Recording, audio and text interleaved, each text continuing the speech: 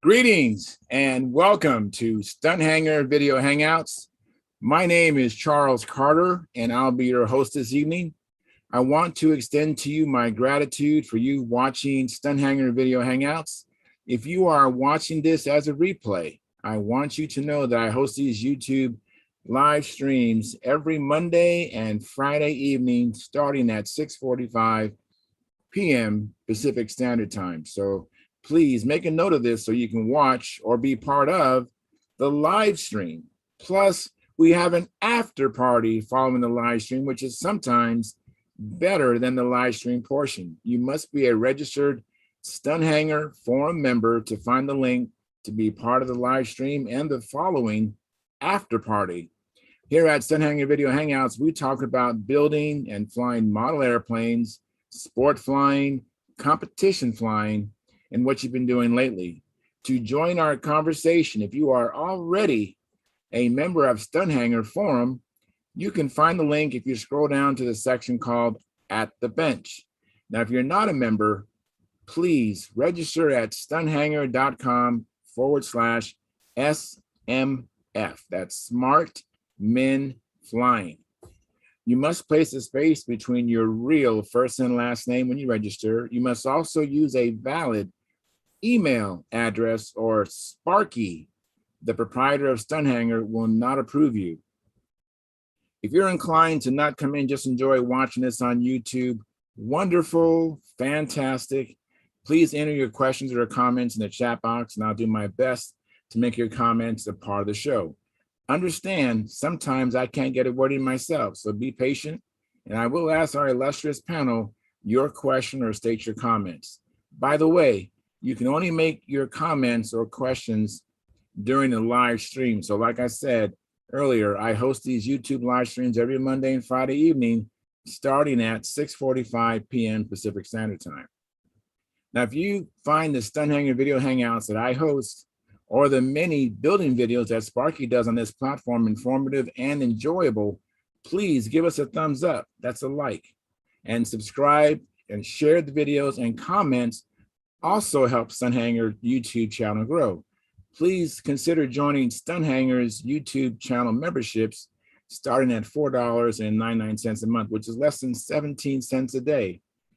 And I want you to know that I also am a member. I support this channel. I do the $4.99 every month myself. You can also use the super chat, which is located at the bottom of the chat box, to make donations.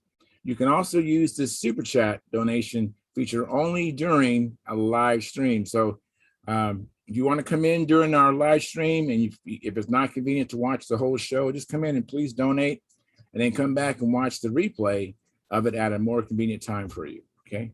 Now, your support helps offset some of the expenses of running Stunthangar, and with your memberships, you get special badges I can see in the YouTube chat, and so can Sparky, and unlimited replay of member-only videos. And once a month, Sparky has a question and answer show for members only. Now, this is Sparky's YouTube channel, and I'm in here just twice a week, Mondays and Fridays. So if you want to get in touch with me, go to my YouTube channel at Flying Control Line Stunt.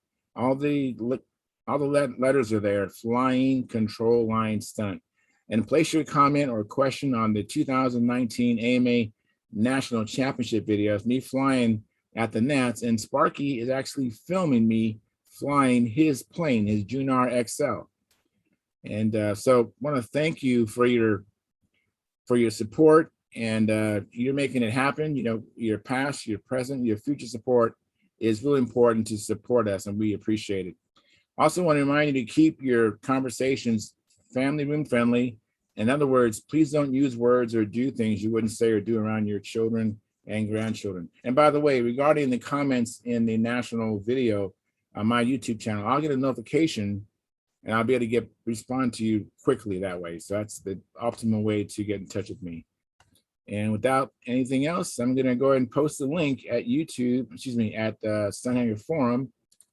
So let me post that now. That way, that's how you get into this space. So now that's posted, and I'm going to go to what I call the control panel on Sparky's YouTube channel and see how things are going there. Just give me a second. I got a couple keystrokes to do to bring me into the control panel, and I can see the activity.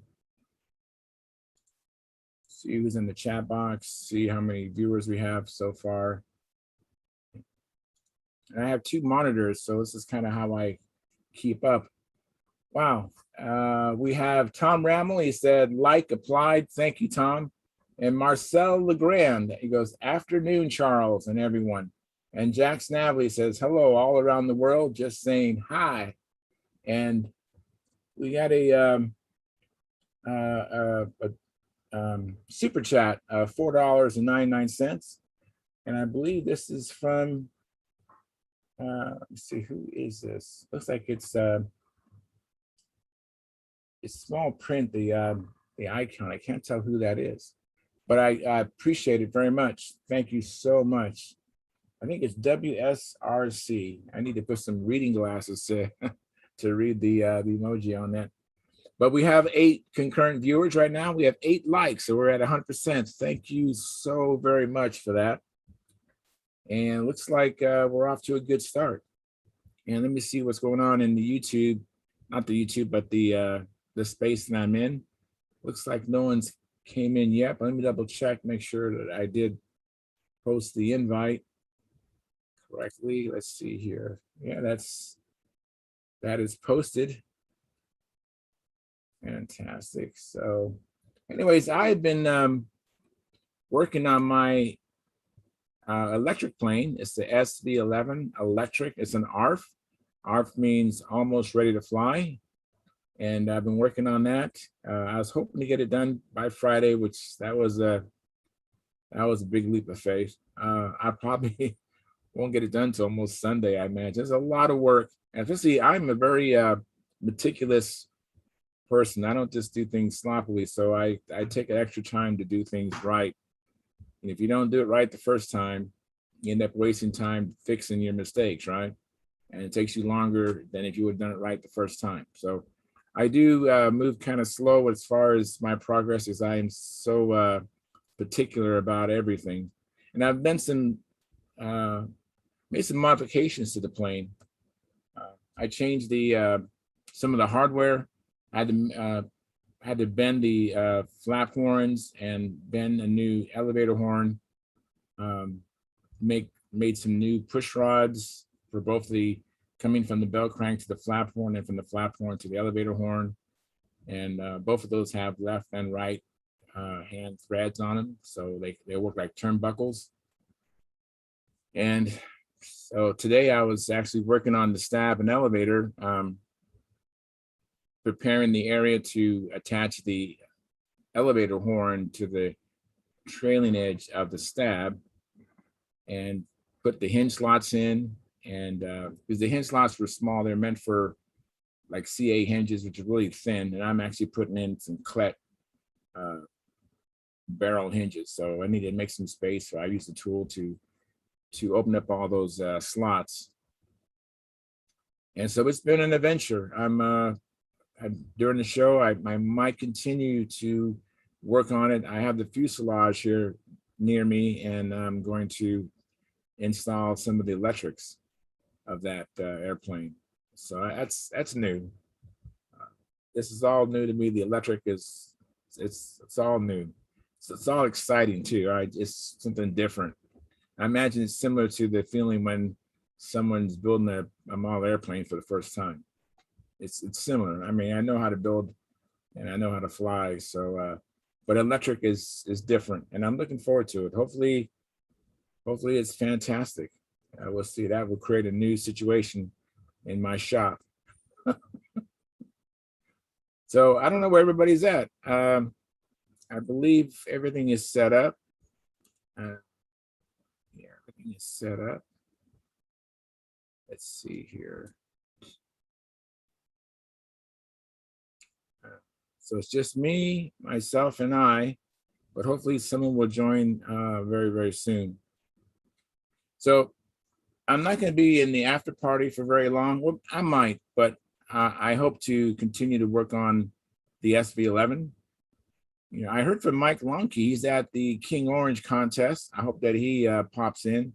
He said he had some great practice today. He burned in some really good patterns, he said. And I'm not sure if he's just trying to get into my head, trying to psych me out or something, but that's not going to work. I hope you burn in some good flights because I think you're going to need to bring it when we compete in Las Vegas. So anyways, hope you're listening to that, Mike. That did not work. And I have Yogan. He says, hi, all. Well, it's your first time in. Thank you for coming in. And hi to you. Do you fly control line or, excuse me, Yogan, do you fly control line or RC, or you just interested in aviation? And then Mike Miguel, he says, I can't read that small print, Charles. Oh, he says, I can read that small print, Charles. It says WSRC, Winston-Salem, North Carolina Radio Control Club, Inc., or North Carolina. Well, thank you, Mike Miguel. I appreciate that. Yeah, that's what I thought it was. But anyways, hey, welcome WSRC. Welcome. Appreciate you guys. Thanks for the donation. So anyways, let me while I'm waiting for the other guys to get in here, I just want to make another comment too. And everybody's been very, very good about the chat box. I really just want to have one show, and that is regarding the conversation in the chat box. I want you guys in the chat box to just talk to the panel, direct your questions to the panel or comments to the panel and let them respond, and really try to, nothing beyond hello to one another in the chat box, because it's generally when I am hosting the show, I'm actually doing a lot of things that people might not be aware of, and I keep an eye on the chat box. And so when I see some activity in the chat box, I actually interrupt the flow of the show to get to the chat box. And then when I basically find a conversation going on between people in the chat box amongst themselves, that's very frustrating for me. So please, it's just one show, and that's basically the panel. And so any of those other type of conversations, I would recommend you go on WhatsApp. Not that I have anything financial interest in the app that's called WhatsApp, but I know it's a very good way of communicating, keep in touch with each other. You can do that, or maybe get each other's phone numbers or emails and call each other and do that instead of trying to have a conversation here in the chat box. So hopefully that's clear as day for, I know people have already said to me in the chat, they understand. I'm just saying this as a reminder. Anyways, hey, Gary, thanks for coming in. You're welcome. We're here. Yes. And Tom, I saw you for a quick second. Thank you for coming in, and thank you for the like. Appreciate that very much, my man. So, Hi, Charles. Hi, Tom. Gary. How's your day been? What's been going on with you, Tom? I've been, I worked on this half-A control line electric airplane that I built when I was probably in my 20s for 049, and then I'm converting it to electric. But I didn't have a half-A handle, and I wanted to use Spectra lines, so Let me make you big. I looked on YouTube for half-A handles, and some guy with the initials Mike Lonke had this one. So I made one like he had. Wow, very cool. So is that, and I think he actually wound the string around the handle, but I made this one. It's a piece of plastic, and the front edge is rounded.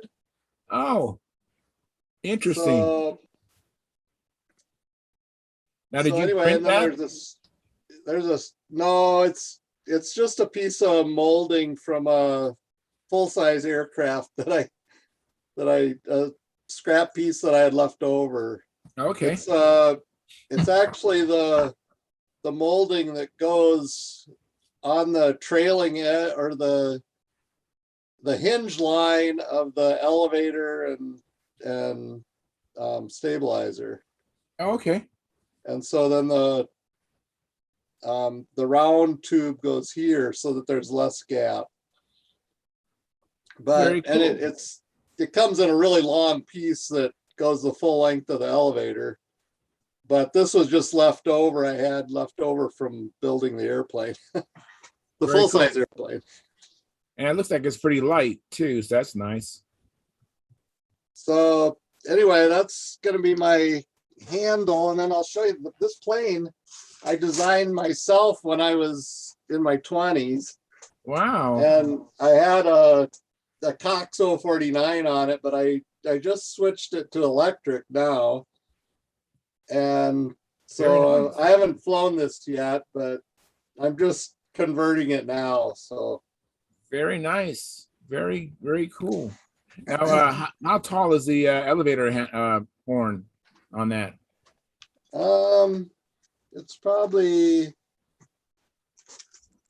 It's pretty short, maybe half inch. All right, so it might be pretty Or- responsive. But I have the lines really close together on my handle, so Okay. hopefully that'll be okay. Yeah. Well, if it's not, then just extend that horn, Sure. and it won't be so It responsive. flew fine. It flew fine with an 049 back in the day. Oh, so you have flown it? I'm sorry. I thought. Yeah, I flew it with a 049 engine when I built it. Okay, I'm sorry. What would that have been, like 45 years ago or something? Yeah, I know. It's time gets away from us. Yeah. Hey, Robert came in. Hey, Robert, thanks for coming in. Hey, Charles. Yeah. Hey, everyone. How you doing, Robert? Well, so I thought I'd better show up and say I'm still alive. Yes, I appreciate Yeah. that. Appreciate that very much. So I've been Yeah. making progress on the SV11.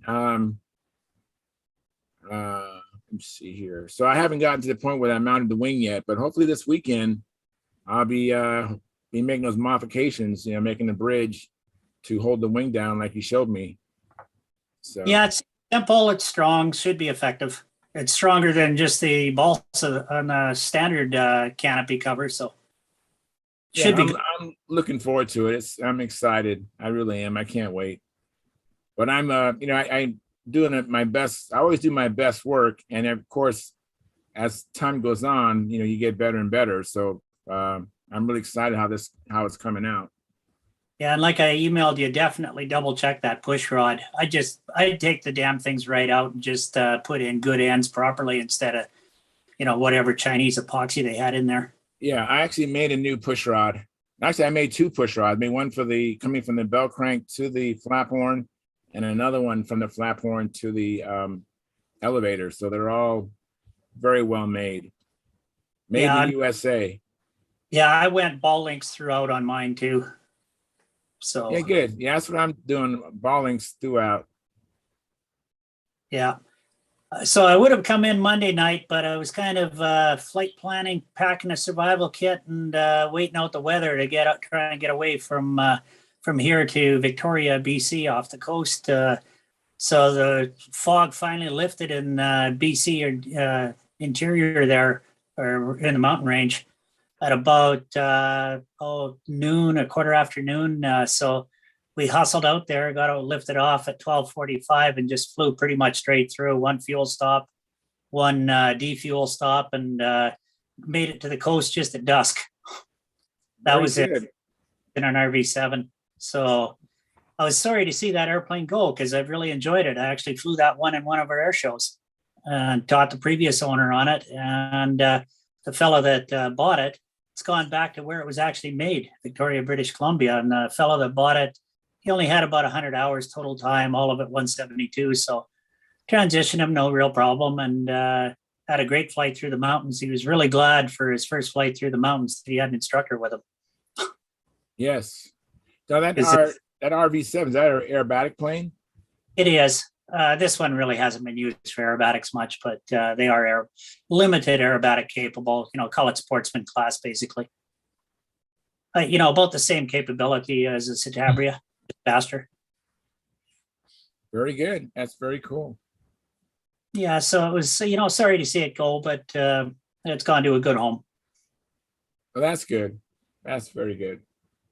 Let me get to the chat box. Marcel Legrand, he says, we are still stuck with COVID-19 here in New Zealand.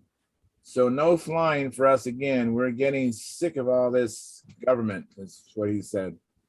Yeah, it's very frustrating. Yeah, I know we all can't wait to our lives return to normal.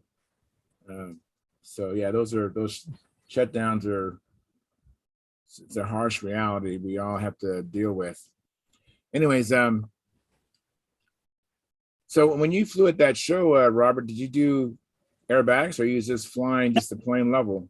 Sort of a two-bit act that we do every year at the air show. And I typically want to have an amateur built airplane with a bubble canopy. And it's an introductory ride for a kid's first flight while they're setting up the air show for ribbon cut and everything else.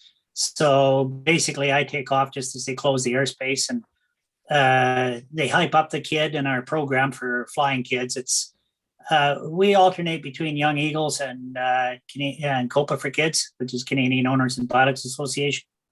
I'm president of the COPA flight here, and also heavily involved with EAA.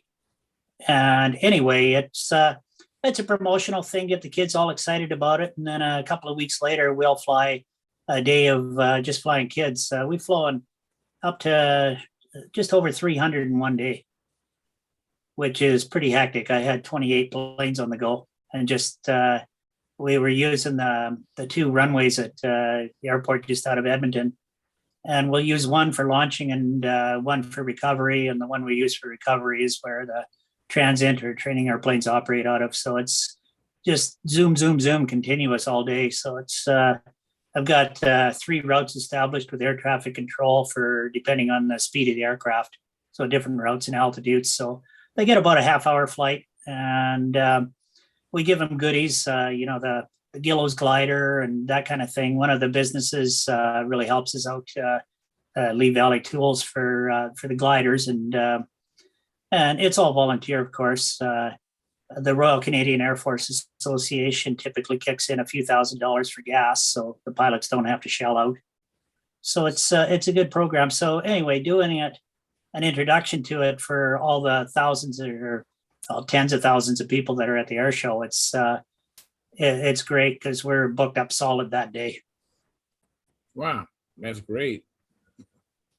Yeah, I've never been in a real aircraft. I mean, as far as privately owned, I've been in commercial airlines, but never been in a small plane. I had a chance, but the weather was so bad. The pilot, my uncle, actually encouraged me to not go up today. He said, if he took me up today, that day, he said, I'd probably never go back up again. So make a deal, Charles. Come Say up to our Prairie Fire contest next year if you can cross the border, and we'll go do some flying. Well, that would be, because I've never been in an aircraft besides commercial airlines, so that would be exhilarating. Wow, that'd be amazing. Yeah. I've always got at least half a dozen at my disposal, so a couple of the guys don't even want me to pay gas, so I've got some damn good friends and customers. Oh, that's cool. Excuse me one second. Sparky has a message for me. He says, "Let's go, Brandon." And then he says, Charles, announced Saturday at John's with Dan Winship, more prop mode making. So he heard me. And I actually really enjoy the Saturday shows at John's. Even with Dan's not there, it's still a great program. I encourage everybody to tune in and watch it. You will learn something between John and Dan Winship and Sparky. It's great. I really enjoy it. So I'm sorry for that interruption.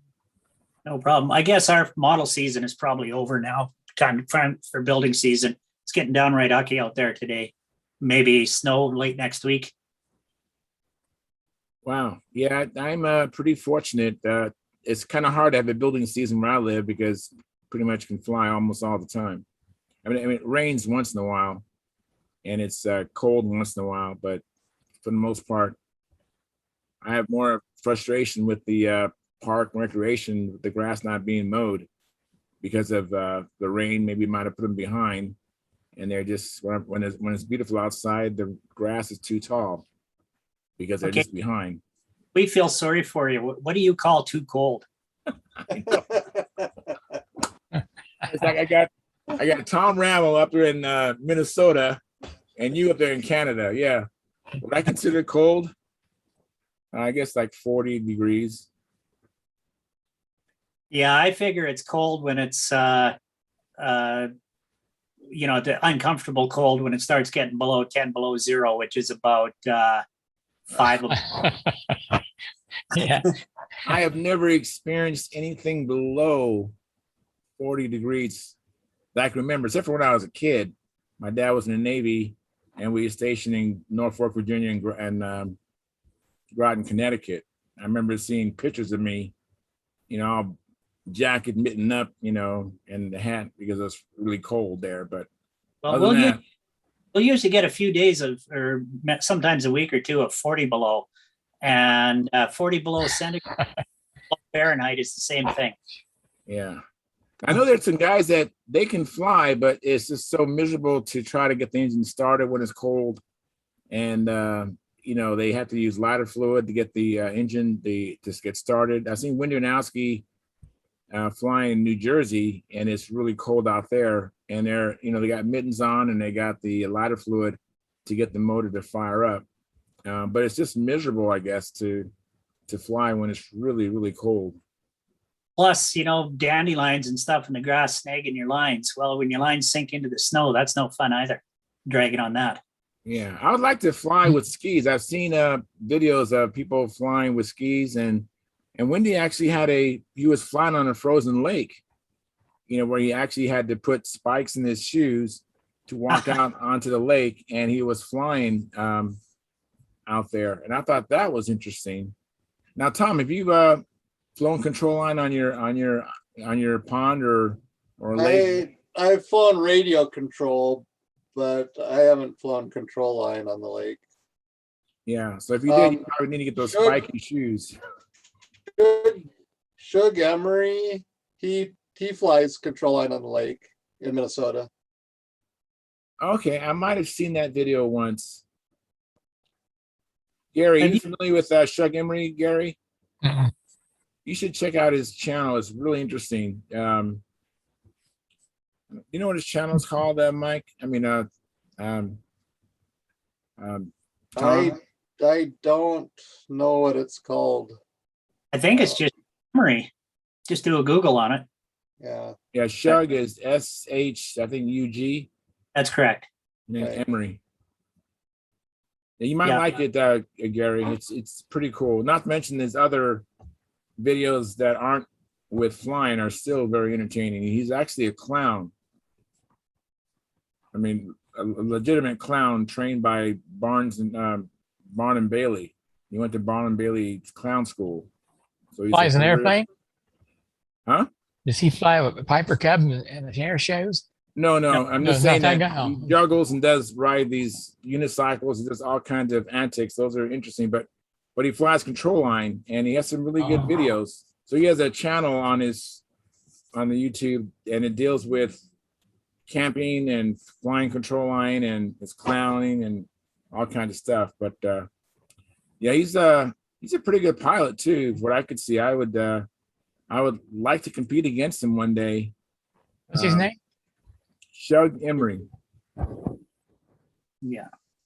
Hey, he's a member of the forum too. Is he? Okay.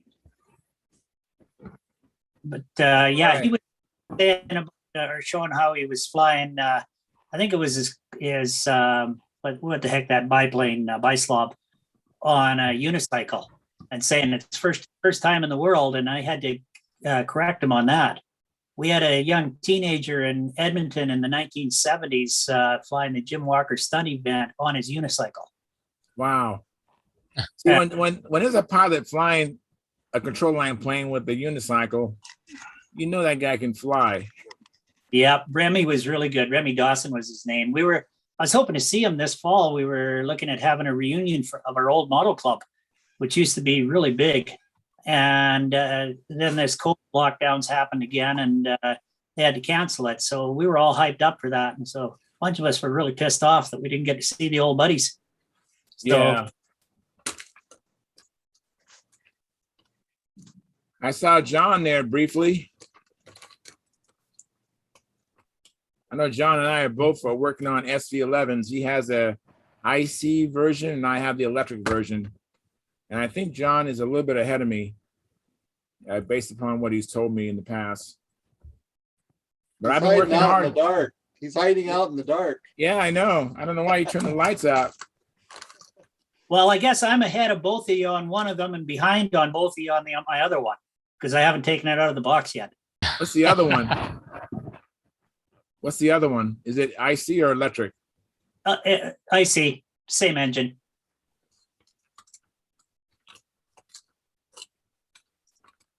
Now, have you flown either one of them? I mean, obviously the one you haven't built, but have you flown the first one? No, I just kept having crappy weather, or if it's nice weather. Okay. So, like last weekend, I was really hoping to, but then it came up this RV7 training and flight that I had to do. So, kind of takes precedence flying the real things. Yeah. Plus, you can make some money too. You can't make money flying the models. Yeah, but I sure can spend it. Yes, I know. Yeah, I know. That's true. Jack Snavely says shag. It's a shug. It's SHUG. You spelled SHAG. Maybe that's just a wrong keystroke, but it's shug. So I finally got in my hands that Nobler and Vector 40 wing and another brand new OS LA 40 and a 6. Very good. Well, those are good, both good flying planes. Yep. I'll probably give away the Nobler wing to another friend from back when that's wanting to get back into models. So I'll probably give him that and an engine. I already gave him my Nobler plans to copy. Yeah, I actually really enjoyed flying my Nobler. And the Nobler is very sentimental to me because when I was a kid, I was going to the recreation center and I saw a man flying a model airplane, which happened to be, I learned later on, was a Nobler. So the Nobler is very special to me because that's the very first model airplane I ever flew. And the guy was in the Navy and he was very nice to me and he taught me about model airplanes. So I really have fond memories of the Nobler. Yeah, I think just about everyone does. I mean, of everyone on panel tonight, who hasn't had a Nobler? I haven't had one. Bill? No. I haven't had one. Oh, there we go. Well, I'll make up. I had like 4 of them, so I'll make up 4 of those guys.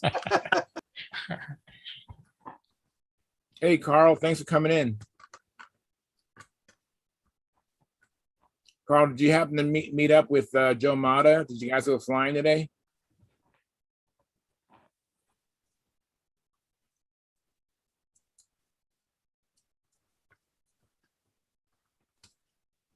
We can't hear you, so you can just shake your head no if you didn't go flying.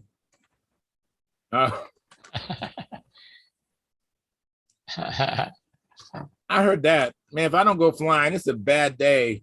Yeah. Especially when it's nice weather outside, and it's a really bad day. Is anyone else having display problems? Because I don't have anyone's image but mine, but on my TV behind me, it's on YouTube. In the upper right corner, is yours set on speaker or yours set on gallery? Oh, it just popped back.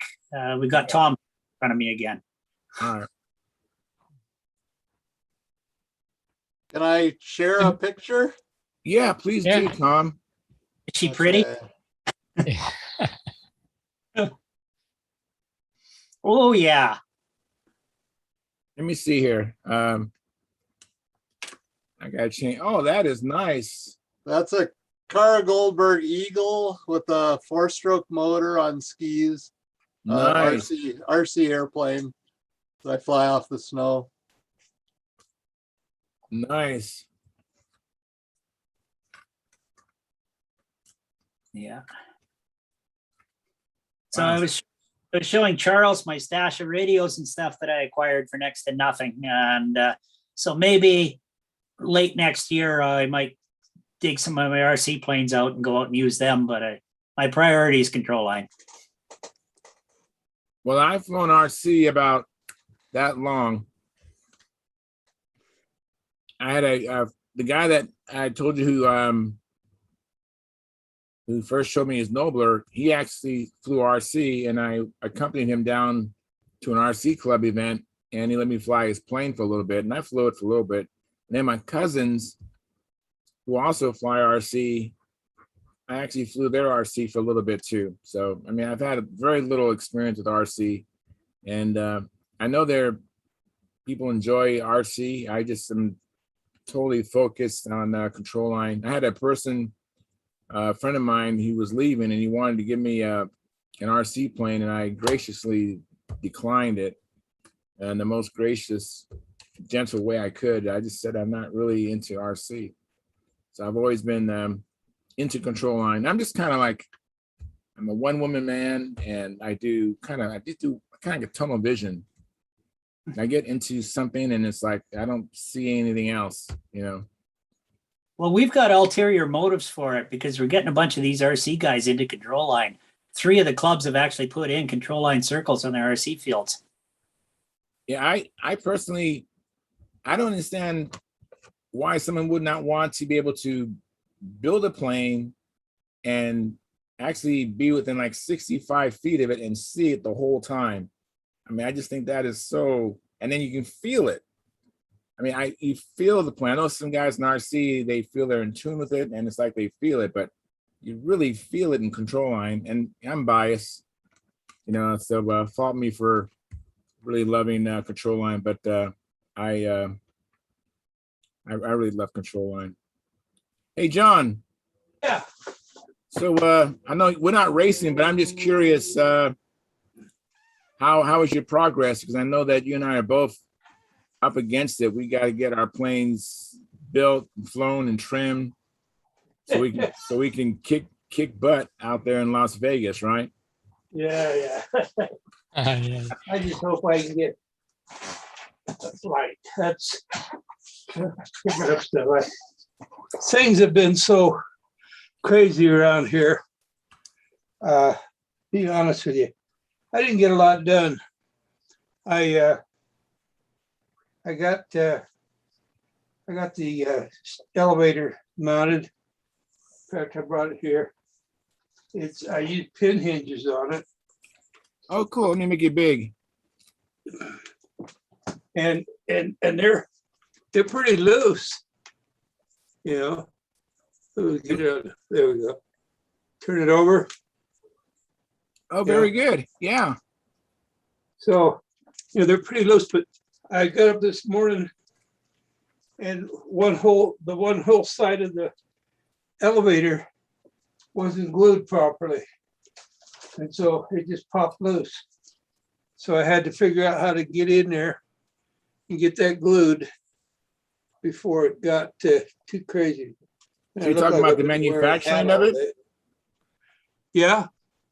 You're talking about the manufacturing of it wasn't glued correctly, or are you talking about? No, my gluing wasn't glued correctly. Okay. I like to glue the elevator on, and then I'll glue the elevator to the stem. And I didn't get enough glue in the holes I was using epoxy. And then I read that they suggest using Gorilla Glue. So I went over to the store this morning and bought some Gorilla Glue, 2 different kinds. And then I got thinking about, you know, we got to bend those flat boards to match the ones that came with it. The ones that came with it are not 1/8 of an inch. They're smaller than 1/8 of an inch. They're probably 3/32, or the next size between 3/32 and 1/8 inch. So anyway, so then I wound up trying it with the 2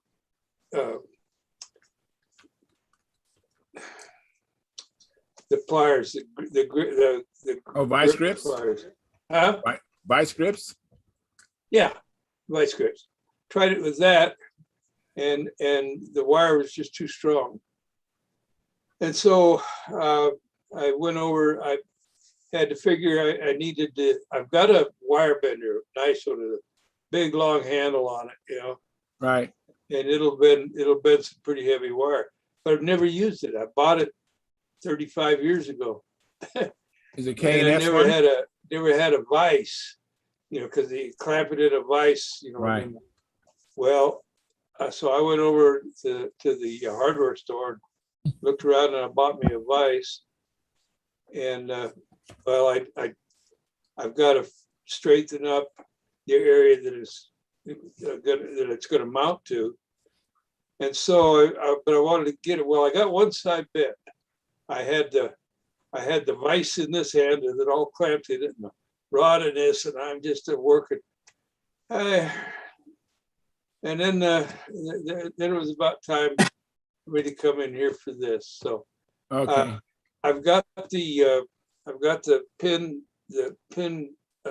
type hinges in the flaps. I don't have them drilled for the wing yet, but I'm one pin hinge short. I don't know why One they pin do short? it. Yeah, you need 16 pin hinges Oh my goodness. Oh, to how do an frustrating. airplane, and the package is 15. And so I'm trying to figure out what to do. I've got to get one. I tore around looking through everything. I know somewhere in all my stuff I've got a package of them, but can I find them? I don't know. Oh, And damn. if I can't find them, I got to drive 150 miles to the closest hobby shop that may or may not have it, because they've gone. Nobody's building in Salt Lake anymore. They're just buying, ARFs, and so they're cut down, way down on their building supplies and things like that. I was in there a month ago, and I was surprised. Well, and the next best hobby shop, which is actually better, is up in Ogden, and that's 40 miles further, 35, 40 miles further north. So, it's a 150 or about a 200-mile trip one way for me to get that one pin hinge. Oh my goodness. Oh, how frustrating, John. What do Yeah, you need, John? I missed it. What are you missing? one pin hinge. Robart pin hinge, missing Yeah. one. So, Let me go look at something. I might can overnight you one. Hang on a second. that'd be great. Back in a minute. Otherwise, everything go well. I got my new engine today. All right. And so I I can get started. I'm waiting for that thrust wedge to get here from Brodak, because I want to put about a degree to degree and a half of down thrust on the thrust line. Otherwise, it's going along well. I thought I'd have it done today, but things didn't come as rapidly as I thought they would. With all I'm going through, I could say somebody that builds an ARP has qualified as builder of the model. I know it's not easy. I mean, it's like, I know the parts are already built covered, but boy, The parts are, they're important, but they're not that hard. When you start setting and trying to keep your controls nice and loose and smooth, the control systems are hard. Between the design and the airfoil, the control system is what makes it all perform. Getting those hinges in there, getting them so they move, where the elevator will fall, and same with the flaps, trimming it out. I don't know. I could actually support, and if you think about it, the rule now says that it's got to be equivalent to the average kit. Well, look at the average kit in the hobby, not just control line, but in the hobby. It's like Salt Lake, nobody builds an RC plane anymore.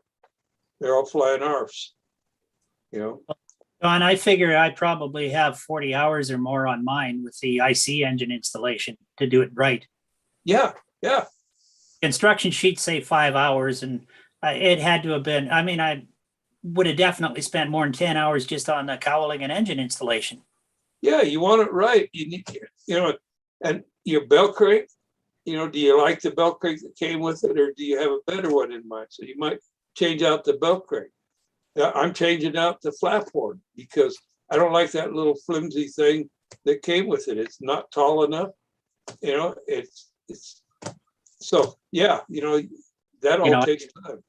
Yeah, I changed all the push rods, rod ends, everything. It changed the hinges out to regular knuckle hinges, Dubros or Klats or whatever I had there.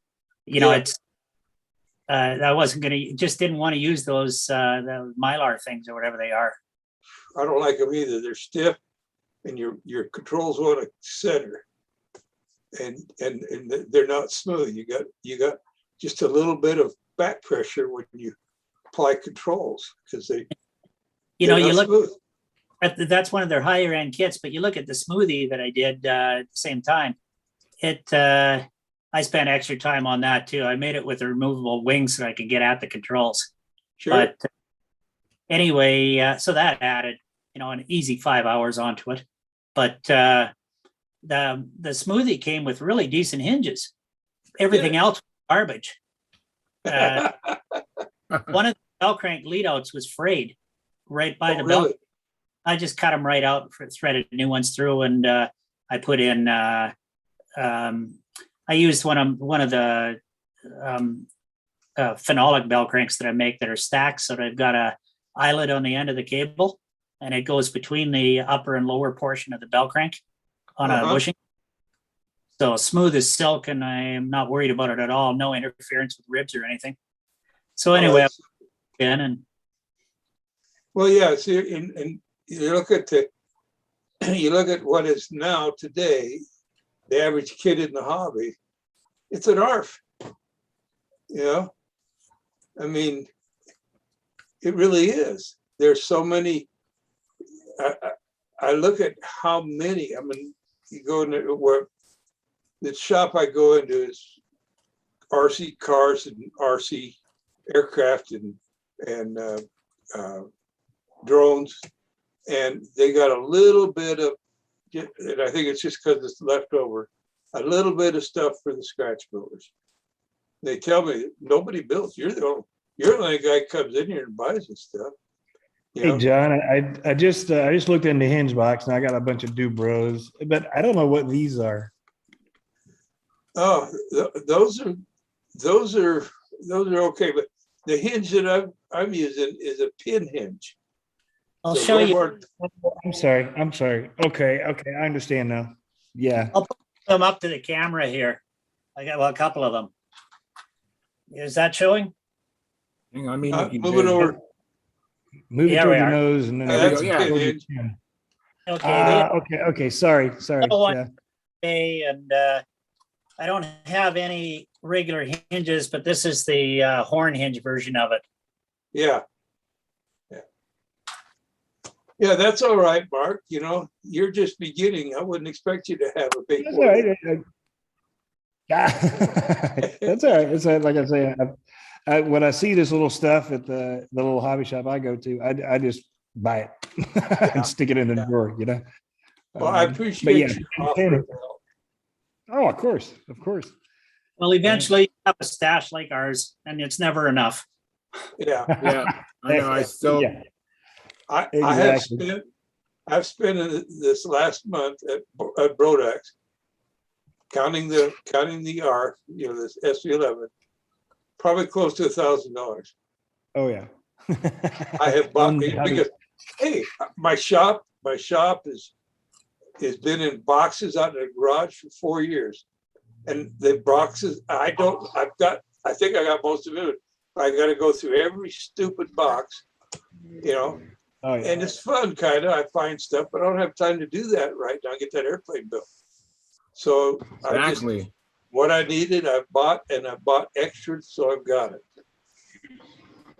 Yeah, I've learned that. I'm even thinking of opening a small hobby shop down here in Delta because, hey, look at there, because there's none here, and it just.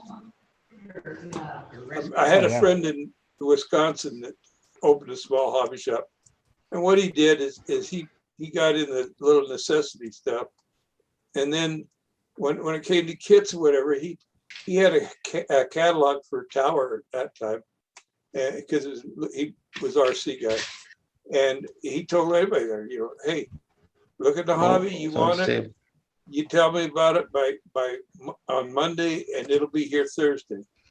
Pay the same price. And it actually grew quite a bit there for a while for him. Wow. Well, if people know such things are around, they'll go. Turn the volume down if you don't want to.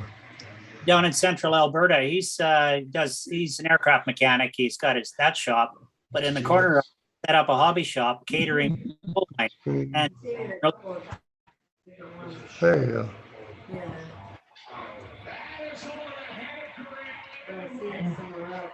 What's it now, Mike? Frozen again. What you doing, Mike?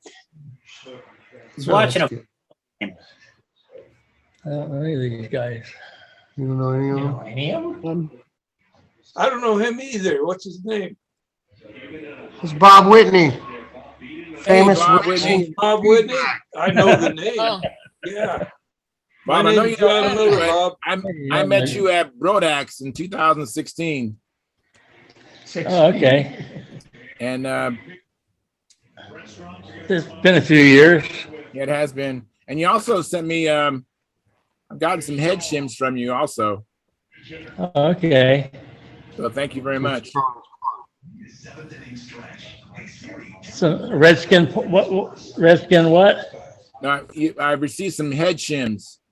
Head shit. Oh, head sims, right. Okay, yeah. We're on a live chat. Yeah, I still make them occasionally. Well, I couldn't get the price, tell you that much.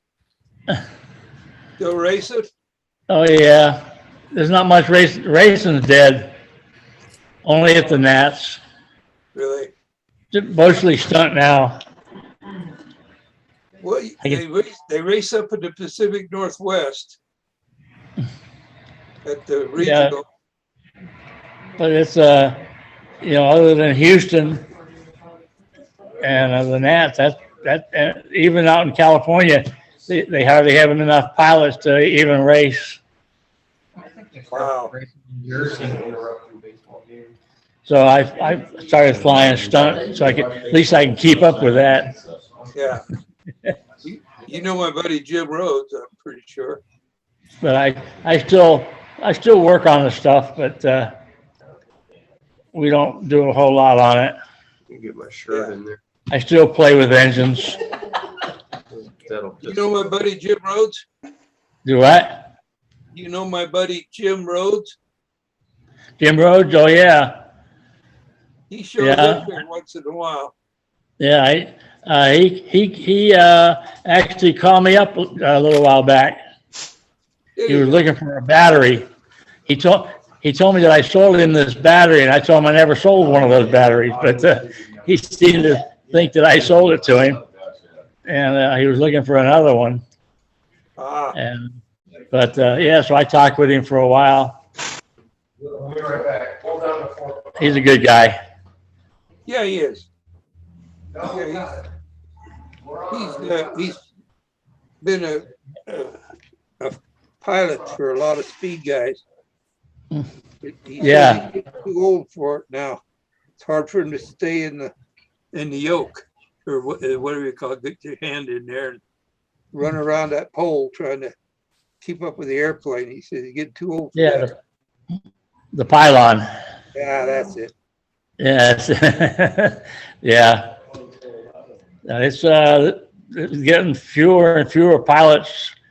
We're all getting so old we can't keep up with them anymore. Yeah. Jim doesn't. He doesn't. That way. We get about 4 guys that can still fly. They fly for everybody. Fly everybody's airplane for them. Uh-huh. You got Joy Matheson. You got Billy Hughes, Chris Monagino, and they fly probably half the airplanes at the Nats now. Yeah, really. Well, I got tickled the first meet I went to, speed meet. The guys were sitting around, they had a blanket with all their parts spread out and they're putting airplanes together or taking them apart. And they, every once in a while, say, all right, let's go make a flight. So then they go fly and then come back, take it apart again. Yeah, that used to be a lot of that. It's not so much anymore, but back, I remember when I was first flying back in the 60s and 70s. I mean, you had to take them apart every flight, put them back together, fix them, and because the engines were just not meant for it back then. Yeah. You know, before they started with the ball bearing engines. I mean, They got much better engines today. I looked down Jimmy's Nelson, and you could look through the Venturi and see the back plates, you know. yeah, he makes quite an engine. Yeah. Almost every class he's ended an engine in, it's deleted all the other engines in that class. Yeah. It's 15, 29, 40, all of them. Yeah. And even the 65, he built a front Venturi off of the OS 65, and it deleted the rear Venturi 65. Really? Yeah. Got this big old crankshaft in it. Yeah, huge hole too. Yeah. He actually, on his 29, actually, the last one he built a big crankshaft, and they never could get it balanced right. The guys that are winning are still using the smaller crankshaft engines. Really? We have a guy that checks in here. He's from up towards Ogden. He's a retired machinist, has his own machine shop, a really good one. And he starts out with these little cheap half-A engines. Oh shoot, I don't think they make them in Picos. He starts out with that little Pico gas car. Pico? Yeah. Yeah. Galbraith. He makes not Galbraith. Can't remember his name. Anybody remember his name? Yeah, Mel Rogers. Mel Rogers. Yeah, Mel. I don't know him. Well, he's pretty good at it. He's got some really hot Picos running now. Yeah, that Pico, Galbraith was de-stroking it somehow, grinding the crank pin down off center to bring it down to a 049. And I guess they go pretty good. Yeah, they do. He was talking about Galbraith too. They seem to work real good in the profile proto. Yeah. Yeah. But most of the guys are still using the CS or the GZ and speed with the pipe on it. I think Carl Dodge has still got his own engine. That's cool. Yeah.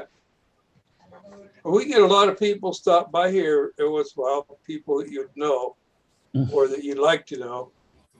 Well, you'd like to know all of us. We're all really good guys. Oh, I've got to get my pizza out of the oven. Hold on. All right. I'm Hey, going to give Tryon, you. thanks for coming in, Tryon. I see you there. Yeah, nice talking to you guys. I'm going to give you back to Mike here somewhere. All right. Thanks, Bob. Thanks for coming in. Yeah, appreciate it. Yeah, we have two Robert Whitneys here in the show, one in Canada and one there in Big Orange. I mean, You can just watch Big Orange. church. You can mute it if you want, if you don't want, or just turn it down.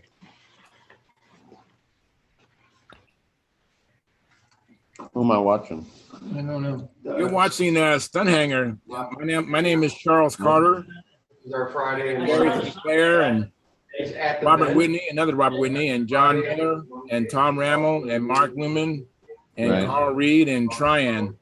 Okay. Now, there's guys from all over the country and different experience levels.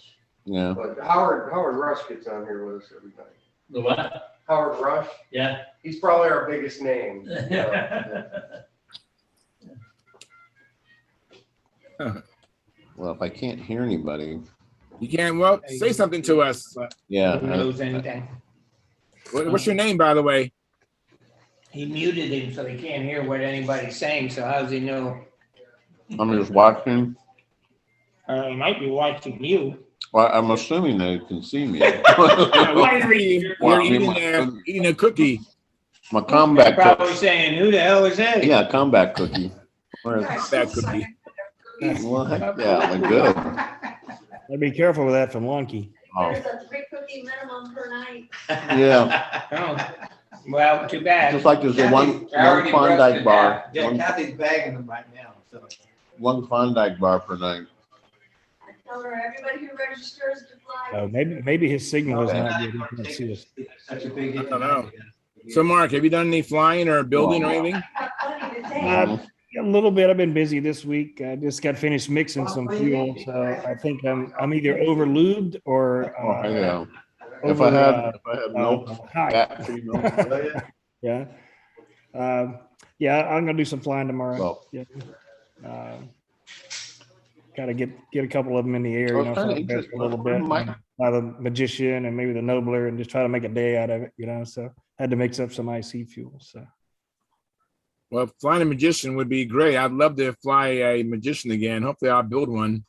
yeah, just I had to, as usual, because I hadn't flown in a while, you know. I've been trying to concentrate on the Vector, and then I just said, what the heck, you know, I want to kind of make a day of it, and got it out, and of course the wire landing gear, you know, I remember last time having a less than admirable landing, so I had to bend the wire gear a little bit more, and then ended up putting a brass tube through the profile idea. fuselage, Yes. just to stop that wiggling, you know, because Yes. no matter what epoxy you put in there, whatever, you know, once it wiggles a couple times inside the plywood, it just turns into a big cavity. So It does. You know, it works really good if you can find a roll pin. A roll pin works better than that brass tubing. okay, yeah, that makes sense. Jack, you just drive that through. Yeah. Yeah. So that's what I Yeah. did on my profile. I used a roll pin. It was kind of hard to find one that would accept the 1/8" wire. I had to maybe pound it into submission. Right. We're talking about a roll Squeeze pin. it a little bit. A roll Yeah, pin yeah. is very, very hard.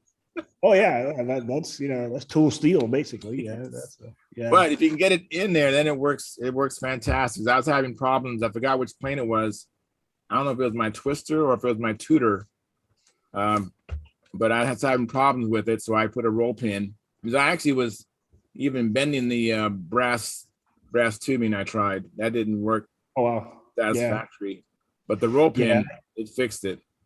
I had some wheel shim brass tubing that David gave me, you know, and it was just a perfect fit. And I said, dummy, because I was saying, okay, I'm going to pull it off. I'll take some 1/8" ply and epoxy them all in. And I said, wait, dummy, just just stick that through there. And I think it worked pretty good. Yeah, let's see. And another, I'll tell a newbie issue. Yeah. Okay. I think the last time I flew the Magician, I just engine runs are engine runs, you know.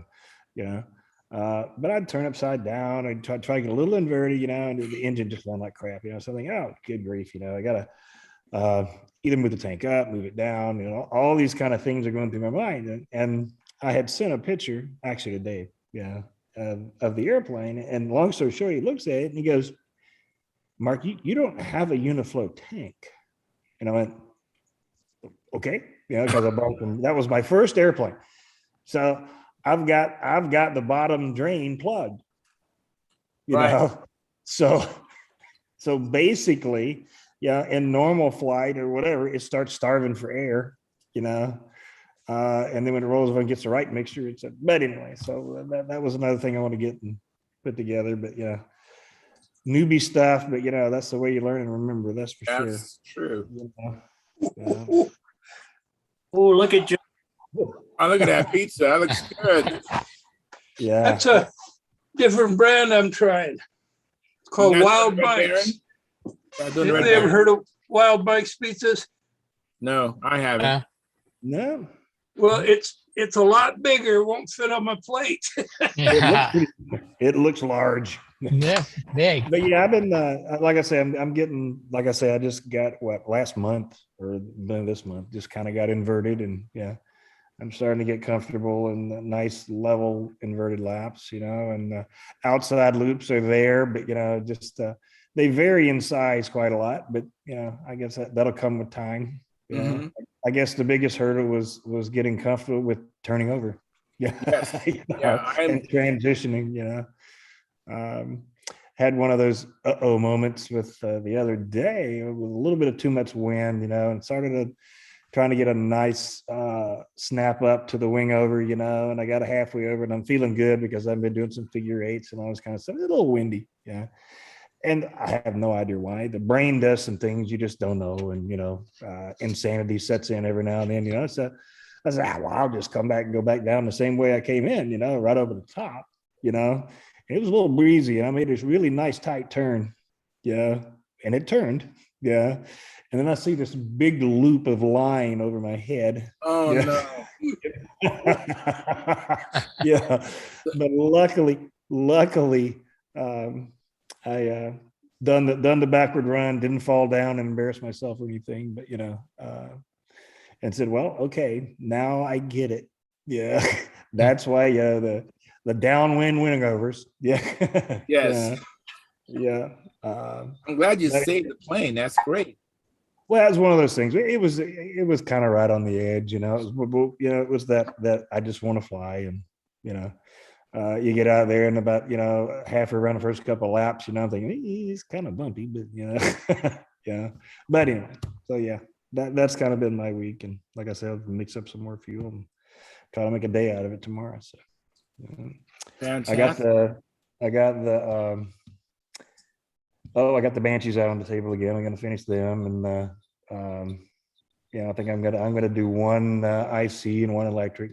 It's just like all these little projects I got started. It's like we were talking about it one night. It's like you start a project, and I'm the type of person that if I start it, I want to finish it. I want to finish it too quick.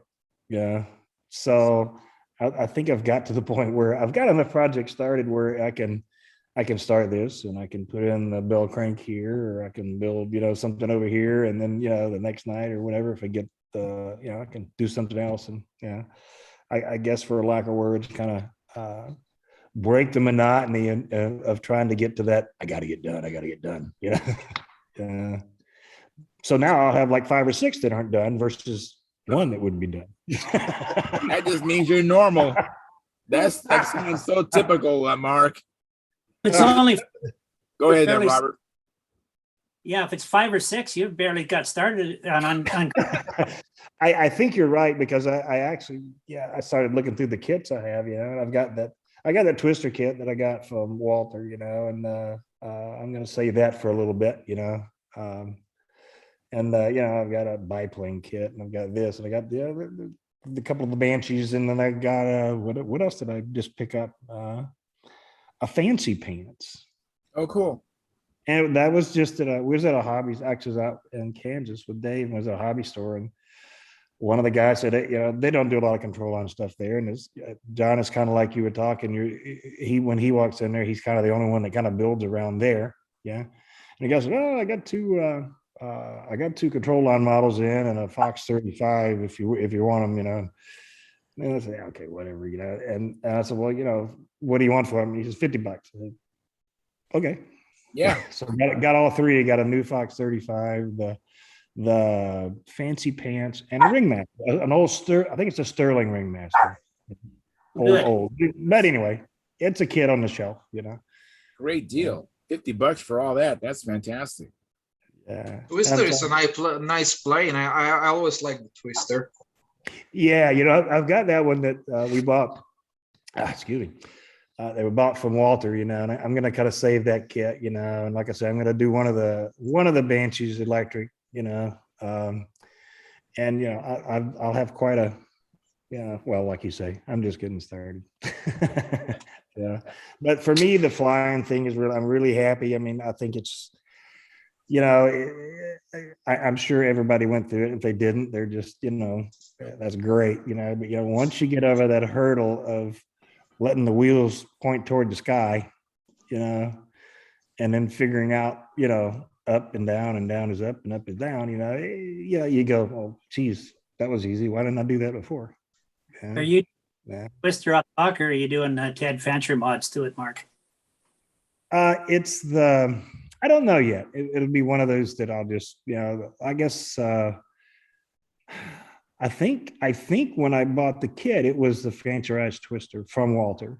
So Yeah, it should have the mods. Yeah, I've got a new SIG kit sitting here that I bought just specifically to do that with, because wood's such a pain in the ass to scratch build. Otherwise, I'd go that route. So I just bought a kit, and I'll just mod that up to Yeah. the Fancher. Yeah, I'm relatively sure. Yeah, I'm relatively sure that Walter kit he built, because what he built, what was it, a couple months ago, right? When we all built those kits. Yeah.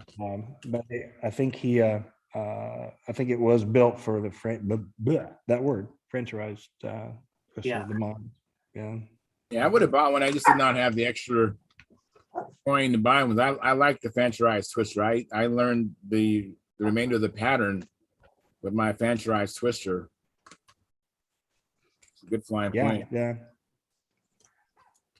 Those Umlin kits are really nice.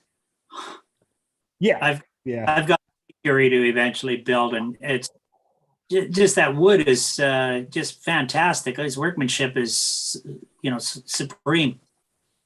Yeah, it looks like a nice kit. The one I got from him, even with balsa being as I guess hard to come by as it is these days for good wood, it really looks nice. Yeah. So I'll put it up on the shelf. Yeah. And somewhere along the way, and I remember maybe it was last year or whatever, an impulse buy. I think everybody has those, right? Yeah. Oh yeah. No, we don't. No, nobody has that. We all had that problem. I have at least a week. I have them every day, I think. And I had forgot about this, but it's a 60 size biplane magician. Oh wow. Really? Never seen that. And honestly, yeah, like I say, it may have been mixing the fuel earlier or whatever. I'm trying to remember the gentleman's name that I bought it from. But it's a nice kit. It's got some nice wood in it, but it's going to sit on the shelf for a while. Balsa wood mushroom clouds you want to keep to a certain size. If you fly too big an airplane, the mushroom balsa cloud's too big. So yeah. Smart man. Yeah. But good, yeah. That's kind of been it for a while. It's yeah. Anybody heard from Peter Navari? I called Peter about 2 or 3 weeks ago. Yeah, I messaged him to give him condolences for his wife, obviously, but good to see how he's doing. Yeah, it's just it's just a difficult. Unimaginable. Difficult, yeah. But we all don't even want to think about that. Yeah, exactly. But he's going through it. So just in case people know what I'm talking about, Peter Naval, he's a regular on here. He lost his wife recently due to pancreatic cancer. And so it's a very sad time for him, So our condolences go out to him, but that's what we were talking about. Yeah. And Tom, I was cleaning up some of my old stuff, and I saw a handwritten note of your address. Send Tom some Kevlar. So that's probably been a couple months ago. So I'll throw some in the mail this next week. I can't believe it was written on the parchment paper on my billboard. Because I think one night we were just talking about it. I said, "Oh, let me jot it down." And how I didn't throw that whole piece of parchment paper away, I have no idea. So it's fake. So you're gonna have to get some some Kevlar. Because I've got way more than 7 lifetimes when I ordered it. Yeah. Okay, thank you. Yeah, sorry, I forgot about that. So, John, are you loading up on the pizza so you can fit into your Santa suit? Yep. I've been losing weight. I got to get some back on, Right. a better You stable just made base. it on the but- naughty list. Sorry, I interrupted. Ryan, go ahead, Ben. I said, I think someone had just made it on a naughty list. My elf for Romania. Who was it? Get a piece of coal ready. Oh. Well, I'm in cold country, you know. Like Pennsylvania used to be. That's what this part of Utah is. They got big, huge mountains of coal. Yeah, well, since they moved all the Area 51s and there's all hid in Utah now, so yeah, it's easy to get back in the coal hills. So yeah. Many years ago, coal furnace at home, and I'd tell everyone to just load me up on coal for gifts for Christmas. They never did. But that would have been good. Well, they made all those 51s into Utah, just put a bigger X on the map for the, yeah. Exactly. Yeah. you doing a calendar this year, Gary? Well, I don't know. I might. Good. Yeah, we appreciate that calendar, Gary. That was really nice. It was very good. Yeah. I like looking at it right now. In fact, right behind my monitor.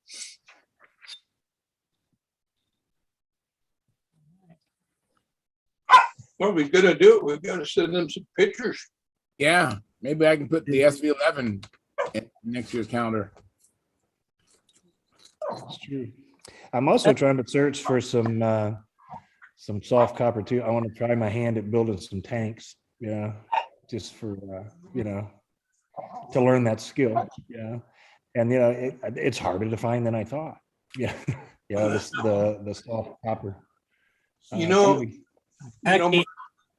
I use the tin, and I just go to a local metal superstore, and I just buy a full sheet of it for I don't know, it's under $20. The tin.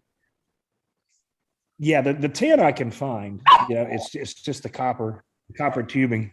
Around here. I'm sure I can go find it. Use brass tubing, not copper. Oh, you don't want Really? brass it comes apart. The brass comes apart? Yeah, it reacts in the fuel. Oh, okay. All right. Sorry about that. My bad. No, that's okay. It's okay. And then on the other, go ahead. Mark, if you want to get started, one way you can do it is buy the kits. Brodak sells tank kits, and that's one way to do it. Yeah. There's videos on it. Yeah. I'm just I got a nice class from Dave, out there, it's one of those things as well, that's a skill, even though I'm going to be, kind of half electric or maybe more electric. I don't know. Yeah. But I like some of the older airplanes, some of the classic stuff, that, IC stuff, and I think it's just a good skill to keep, I've been wrestling with the idea of building a classic plane. And I've been wrestling with the fact that, if I want to do a classic, I would love to have a IC motor on it because it's just a classic plane. Yeah. Well, you're good with IC. I mean, I think.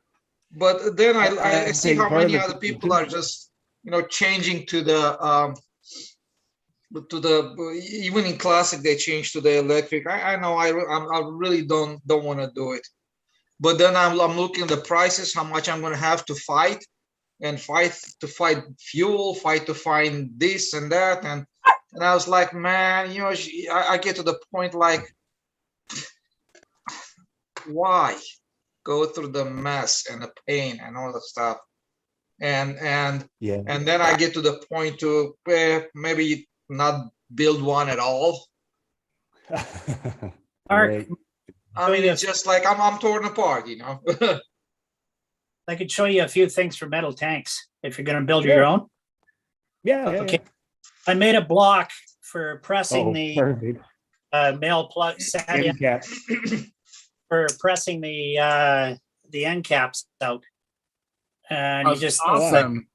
cut them out to a template and lay the template and put it in your vise or hydraulic press or arbor press, whatever. To make it easy to make this, the female, I just did a sandwich construction of 2 chunks of aluminum. Yeah, that And works. Look nice. to get them out, drill a couple of holes in it so you can poke them out afterwards because it's a really tight fit. Yeah, so you don't have to snip the corners at all if you're pressing it in there, right? I mean, Not you know, for the fold. Yeah. I'll show you some early prototype ones till I found exactly the right blank to cut. It comes out a little bit wafery, which you can just trim off in the belt. Of course, Nice. you got plenty of. Wow, But that's good. I also made a block just for not really for bending around, but just for checking fit. But for when I'm seaming it, I've got a groove in that, and I do a folded seam. You do And like a joggle. yeah, and sort of a joggle. It's a folded over seam, Oh, and okay. a couple of sets of the seaming pliers for it. Oh, Very perfect. nice. And what else? Yeah, that's pretty much it. It's just a case of dive in and do it. You know, Yeah, make up. yeah. Like this was early sample test strip that I'd done just to get the length, so you're not wrecking up a whole tank. Right. And on the block, I also graduated it off for reminders, and because it's an inch For per how many ounce. ounce? Yeah. Oh, wow. Yeah. So that volume wise, I guess that's what you would do with your block or whatever. You would kind of figure it out volume wise, and then, like you You know, say, just change the length. Yeah. Based on standard Vico or Fox or Brodak tank, there's the wide wedge you can get too, which you can make a shorter tank with. You know, if you're building a bigger airplane, a 60 size, you're going to have a wider fuselage anyway. yeah. So Yeah. make a wide wedge tank. Yeah. Yeah. No, that's good. That is good stuff. Like I say, it's just another skill that I think, you know, it's fun. And what brand sorter do you like? I've just been using on that just my first one's just a regular rosin core. I picked up silver Just rosin, solder, yeah. but I've never had a problem with the rosin core. Yeah, I It's was just wondering if you needed silver sorter for, yeah. what stress is it under? You know, Oh, that's true. Yeah, that's true. for the Yeah. tubing though, before you go into your bender, I have the Dubro bender. Always anneal it. Just heat it up, cherry Oh, yeah, red, definitely. let it air cool. Some people dip it in water. I'm not a believer in that. I mean, that's more of a tempering process. I just Need let it. to rinse. Yeah. Yeah. And it Yeah. seems to work fine. Hey, Robert, for that Yeah, that's good folding, do you just press that down with a piece of metal? Yeah, I'm going to make a set of bolt together strips of 1/4 inch aluminum though, or whatever, with one of them being beveled so that I can just clamp that on. It'd be easier than trying to press around. And basically what you're making is a little handheld brake, but I'm going to make one tabs long enough to clamp in my vise. Yeah, that makes sense. Yeah. Well, one day if you could do a show and tell on making a tank, that would be awesome, Robert. That'd be cool. Yeah. Yeah, that's cool. Yeah. Yeah, metal tanks are kind of becoming a lost art. Yeah, I mean, yeah, like I say, you can do the Uniflow. I looked up, John, I looked all of your Uniflow plumbing for the plastic tanks, you know, and that just makes perfect sense, you know. Yeah. It works so good. Yeah, yeah. And putting tubing into a tank, a lot of people just drill it out to the tubing size, shove it in and solder it. I drill a pilot hole undersize, and then I just use an awl and I punch it in so that you've got area, a sleeve basically that you put your tubing into and solder. Good idea. That makes sense. Yeah, because the tin is very malleable, you know, so that's nice. Yeah. And again, so you don't distort it, I'll show you. I just made a little. I made a little wooden block to press the awl against, so that you don't distort the end cap when you're doing it. Oh, that's a great idea. Gotcha. Yeah. What- And you what's like that- pulling. What's that red thing in the background? Looks like some guy at Halloween is trying to slip his fingers through that thing and rip it off on you. You got those clip-on things on whatever it is. It looks like fingers coming through it. Are you Oh, talking? your orange clamps. Are you talking about over here? Yeah. Yeah, those are just woodworking. You know, the average model airplane size stuff. Right. That's the model you could ride in. I got a couple of hundred clamps sitting there on that rack, so. And then Yeah, a I whole think bunch. everybody's jealous. Everybody's jealous of your shop every time you come on. So it's like we're all looking in the background, go, okay, I need that. I need that. I need that. What would be worse? What would be worse is if all that wood behind it was contest balsa. Yeah. Actually, I'd trade that for contest balsa. It's probably worth just about the same. Really? That's at modern wood prices. That's all hardwood. Yeah. Well, that's true.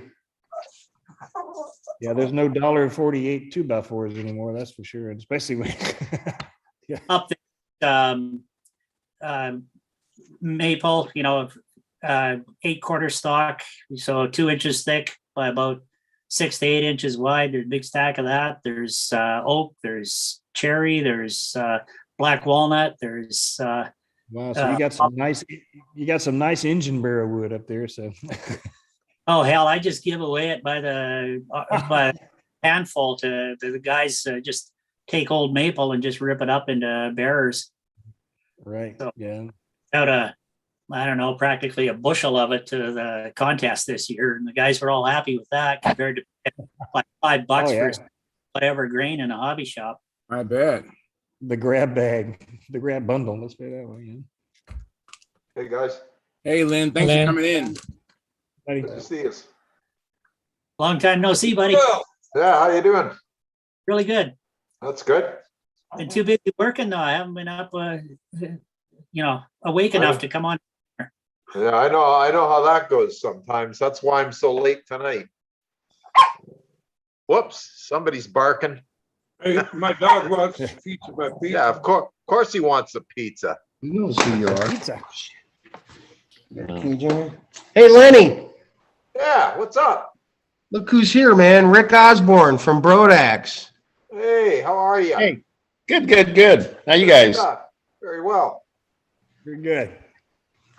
We're at the King Orange and you're not. Nanner, nanner, nanner. Unbelievable. That's abuse. Agent Orange at the King Orange. Hey, Lenny, there's Dave Hallis over here and Bob Whitney over there. Florida guy. Good to see you. And you look very relaxed.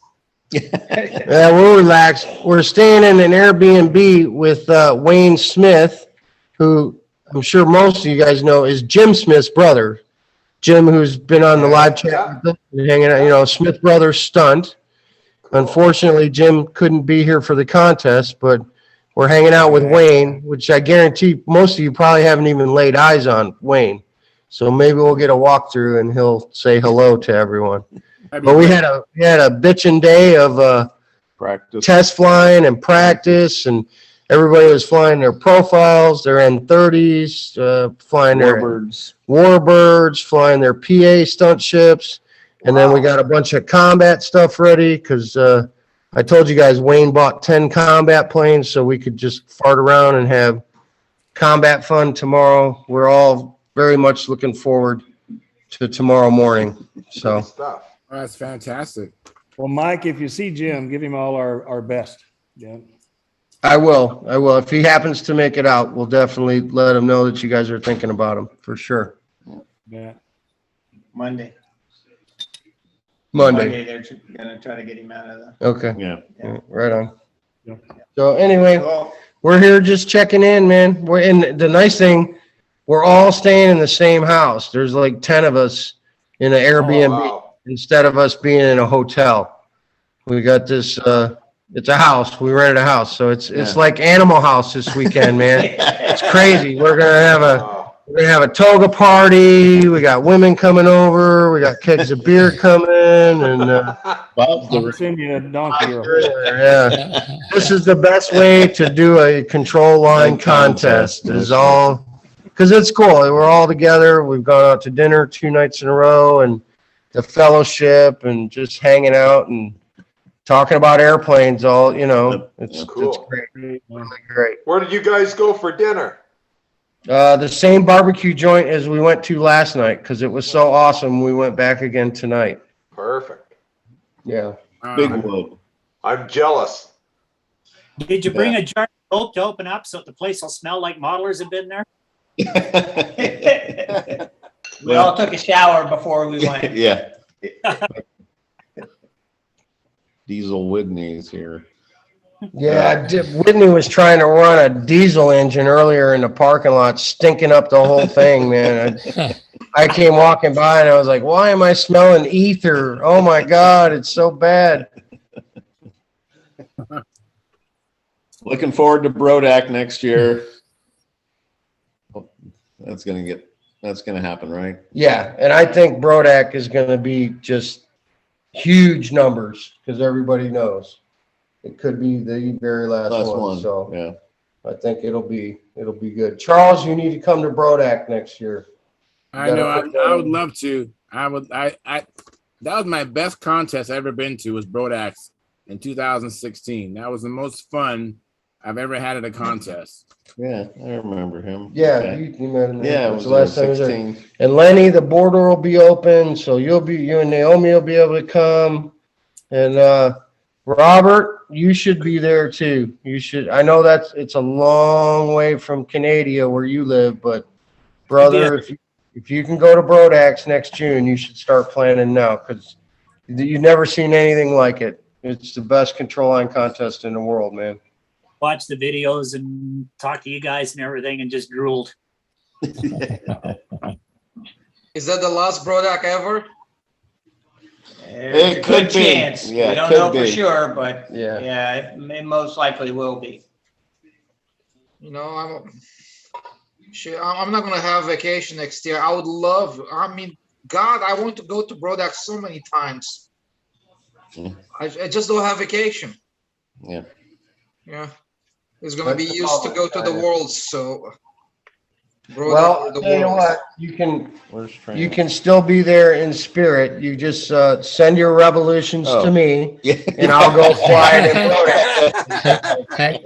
Oh, that. And then we can put a Brodak sticker on it and say that it flew at Brodak. Brodak, yeah, that's very important. That's a good. It's perfect. Done deal, Tryon. Yeah. Okay, I agree to Sounds that. like a plan, man.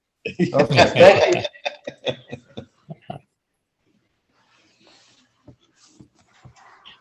Why do you keep turning it at me? Yeah, they don't want to see me. They see my ugly mug every week, man.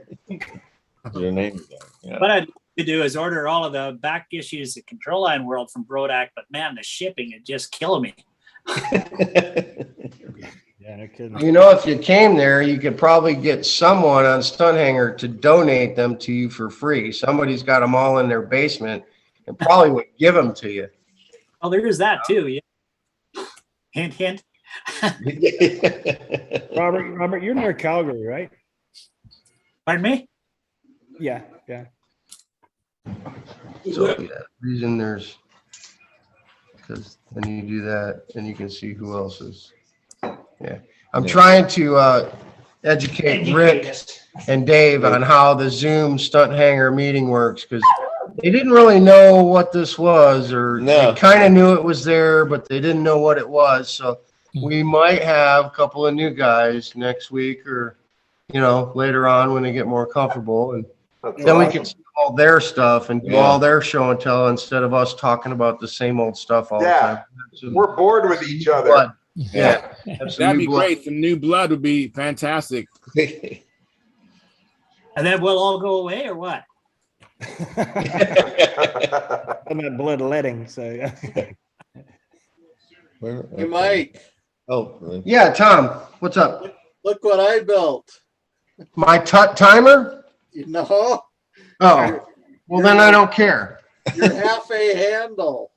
Oh yeah. Oh, okay. Good. Yeah, pass through line, right? Pass through.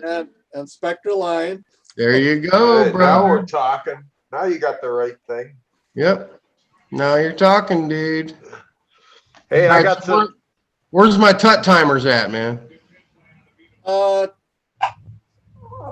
it won't be too much longer. Okay, all right. Long as Sure. somebody else, Steve doesn't jump in front of me. That's all I care about is I got to get one before Steve. That's all. Look I at that. trust. I know they're on the way, man. Don't worry about it. It's Look not at a big. that, Mike. I got some 65-pound test. Woohoo! Oh, hold on. I got to get Tom off. All right, yeah. All right, Lenny. Some 65-pound test. I'm excited. Oh, very good. Very good. Yeah, That's everybody's right. You're the expecting pro. that Yeah. because it's going to be legal. I Yeah, told you. yeah. So everyone is, Dennis is already flying a 71-ounce model on it. And Yeah, on a 100-pound so test. everyone is very excited. Lenny, you need to turn your camera down a little bit. All we're seeing is the top of your head, brother. I see. Okay. I want to see your beautiful face, man. Oh, God. That's There you something, go. man. I don't know what world you're in. It's not my Man, world. you're a very handsome man for a Canadian. Oh, brother. You're a Canadian 10, brother. You're a Canadian 10. Great. And using the metric system, that's like an American 3. Give him some. Give him some. Oh man, That is brutal. but I know you can come back from that, Lynn. I know you can come back from that. I always come back. He'll get me. Lenny will get me. Yeah. I'm giddy with the excitement of being at a contest, Yes, man. yeah. That's all. Yeah. We're having a ball, man. Today was such a great day. Everybody helping each other out, everybody jumping in and pitting for everyone, and nobody crashed today, did they? No crashes today. No major. Wow. Major crashes. pancakes, Rick Huff and Sarah Marie are here from Vermont. They drove Yeah. all the way down from Vermont to Wow. come here. Alan Buck and his wife Diane are here from Pennsylvania. So Alan and Diane are Gene here. Martin will be here. Gene Martin will be here. Was that John Simpson I saw? Yeah, John Simpson. his Dennis wife. Dennis Toth is here, or Toth. I don't know how you say his name. I'm sure Eric Taylor will be here from Kentucky. Derek Barry's coming down tomorrow with Liam. You got a big crowd. Sam wasn't going to be able to come, so I called Derek and was working him. Told him I had an extra bed, in my room here in the Airbnb. I'm like, come on down, just grab a plane, come down. He texted me this afternoon. They're leaving at 6 o'clock in the morning, so they'll be here at noon tomorrow. Oh, So cool. that'll be fun. Derek will be here. Looking forward to spending some time with him and Liam. And Cool. yeah, it'll be good. It'll be good. Mike, I haven't seen you for a while, so I just want to pass along an attaboy to Sam through you for being this month's calendar boy. Oh, well, thank you. Thank you very much. Thank Gary. Thank Gary for, I think we talked about this at the beginning of the month. I slouched and did not send in any pictures, but Gary and his internet prowess was able to scan my Facebook page and Stunthangar and pull out some really good pictures and put them on the calendar. So it was no effort on my part. That was all Mr. Sinclair. So thank you, Gary. And you've set a precedent. Say again? You've set a precedent now, have you? You don't have to do anything. Gary will do it all. Yeah, no, I don't have to do anything or submit anything. Gary's just going to find the best pictures on the internet and use them to make the camera. Make the calendar. You guys are putting out a calendar? Yeah, Gary does a Stunthangar calendar, just a little desktop, it's like CD size.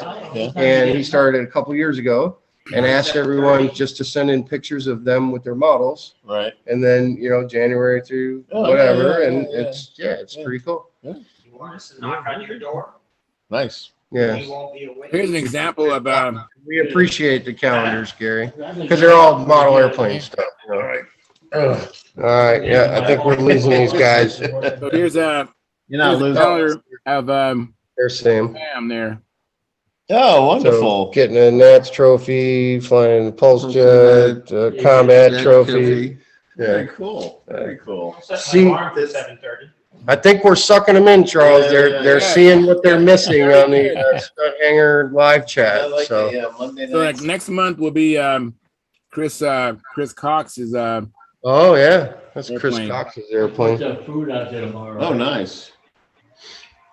Yeah, very cool. I don't know how to Yeah, Is that- food tomorrow. but See that chart? Catering Publix or something. Yeah, Publix wing sandwiches. Okay, I'm gonna mute my mic because we got a lot of side chatter going on in here, but Thank you, Mike. I appreciate it. Thanks for yeah, thanks no for problem. coming in, too. It's awesome. Charles, how to bring pictures up onto the screen, but I don't know if that'll show up or not. Let me see here. Let me make you the spotlight, and yeah, just move it a little bit to your, I think to your left. There, excellent. A little bit more, and a little bit lower. There we go. Nice. That was a couple of weeks ago at Panoka at the Ringmaster thing, but we had over 20 knot winds, so I didn't actually fly that day. I was hoping to fly all of them, including 2 maidens, but So I saw a flight streak. What else is there? I got my RSTs, my old flight streak. Actually, I built that flight streak in 1974, I think. I've got my Smoothie, my SV11, and my baby Ringmaster. Very cool. Very nice. That yellow plane is what? What's the yellow one? That's one of my stunt trainers. Very nice. Very nice. Excellent.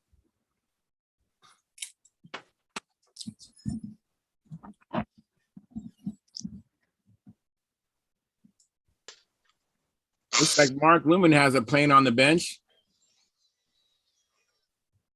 I think that's his Banshee, I think.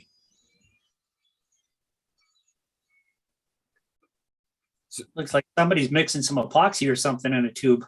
Whatever he was doing with the drill. I think that's Tryon.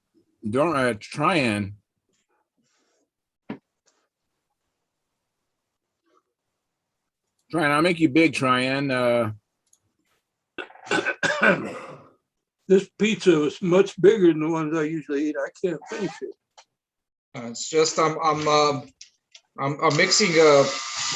It's a bad mistake what I've done here. So this is not a good idea to follow my example. Well, at least you know what not to do. So there's a lesson in that too. Good point. It's on video though, so just in case, it's good. I had to run out and take care of an armadillo. We're having some really, and at a polo farm, an armadillo is like a disaster. They dig. Oh, wow. So I muted it enough you didn't hear the gunshot, so that was good. No, I didn't hear any gunshots. Okay, good. So did you hit it or you missed it? No, it's gone.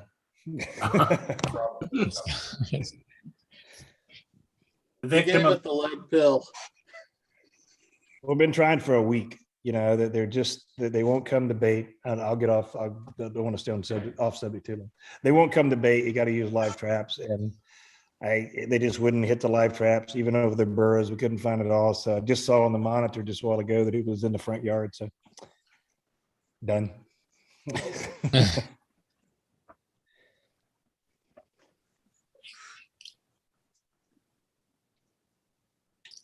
Well, I got a whole big slice of pizza left.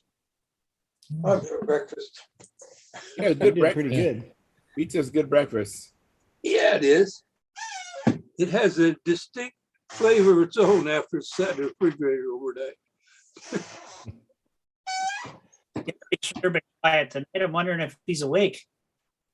Who's that? Gary Sinclair. Oh yeah, yeah, I'm here. He's awake. Yeah. You'll know when he's sleeping. He's snoring. Yeah, Like we Len. know when he's sleeping. Same with Len. Yeah, I snore too, probably. Hey Lynn, Unbelievable. on your lemon shark. Didn't you Yes. say wasn't that a Banshee wing or was it a P-51 that you used a Banshee wing? No, it was the Spitfire I used the Banshee wing. Yeah. Okay. Yeah, it was the Banshee wing was on the Spitfire. How's it fly? The Spitfire, it flies pretty good. It's not as good as my profile Cardinal, but it's a pretty good airplane. It flies all right. It's not a slouch by any stretch. What'd you put on the nose of it? Brodak 40. Okay, yeah. And it weighs 45 ounces. So it's a good weight. And it flies at quite quite capably, no problem. I actually had to put longer lines on it because I found originally I had 60 feet and I had to go to 62. It just seemed a little too close to me and a little too fast. But now it seems just about right. I found out that too, that a couple of feet makes all the difference in the world. Huge difference. Like I said, I have no idea really, because I said, okay, look, let me just try, a little longer. Yeah. Like, and yeah. Handle spacing and line length make huge differences with very little adjustment, very little change. Yeah. If an airplane's too sensitive and you bring those lines in closer together just a little bit, oh man, it's like night and day. Yeah, it's a big difference. I had to go the other way because I started out with them like this, being a new flyer, and just not responsive enough. Yeah. Yeah. And now it's like, oh, well, geez, come on. Yeah. So I widened them out. And then I took the vector out to about 62 and a half. Yeah. That's about right. Because I was running about, I didn't want to mess with the RPM too much more, because it just felt good, Yeah. And so I just took it out a little bit, and I was at a 4.6 lap time. That's pretty fast. And then it's pretty fast. Yeah, for me it was. Yeah. Yeah. And then for me it is. With that extra 2 foot, I was 5'1", 5'2". Yeah, that's where you want to be. 5'2" is just beautiful. Yeah. Yeah. 5'2", 5'3" for most people is right on the button. Like yeah. I've gotten them is about 4-second laps, so I should go longer lines on them too. Yeah. Yes, you should. I'm flying 60s, so I'm thinking maybe 63, something like that. Exactly. Anything that'll get your lap time down around 5 1/4, 5'2", 5'3", 5'4", you'll be a lot happier than 4.8 or 4.7.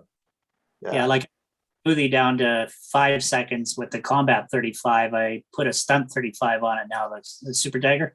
Yeah. But I haven't had a chance to fly it with that engine. But Paul and I were having a hell of a time getting it slowed down enough with the C-35 Combat. Best we got. Yeah, when you start trying to fly stunt with a combat motor or a racing motor, it's just an exercise in futility a lot of times.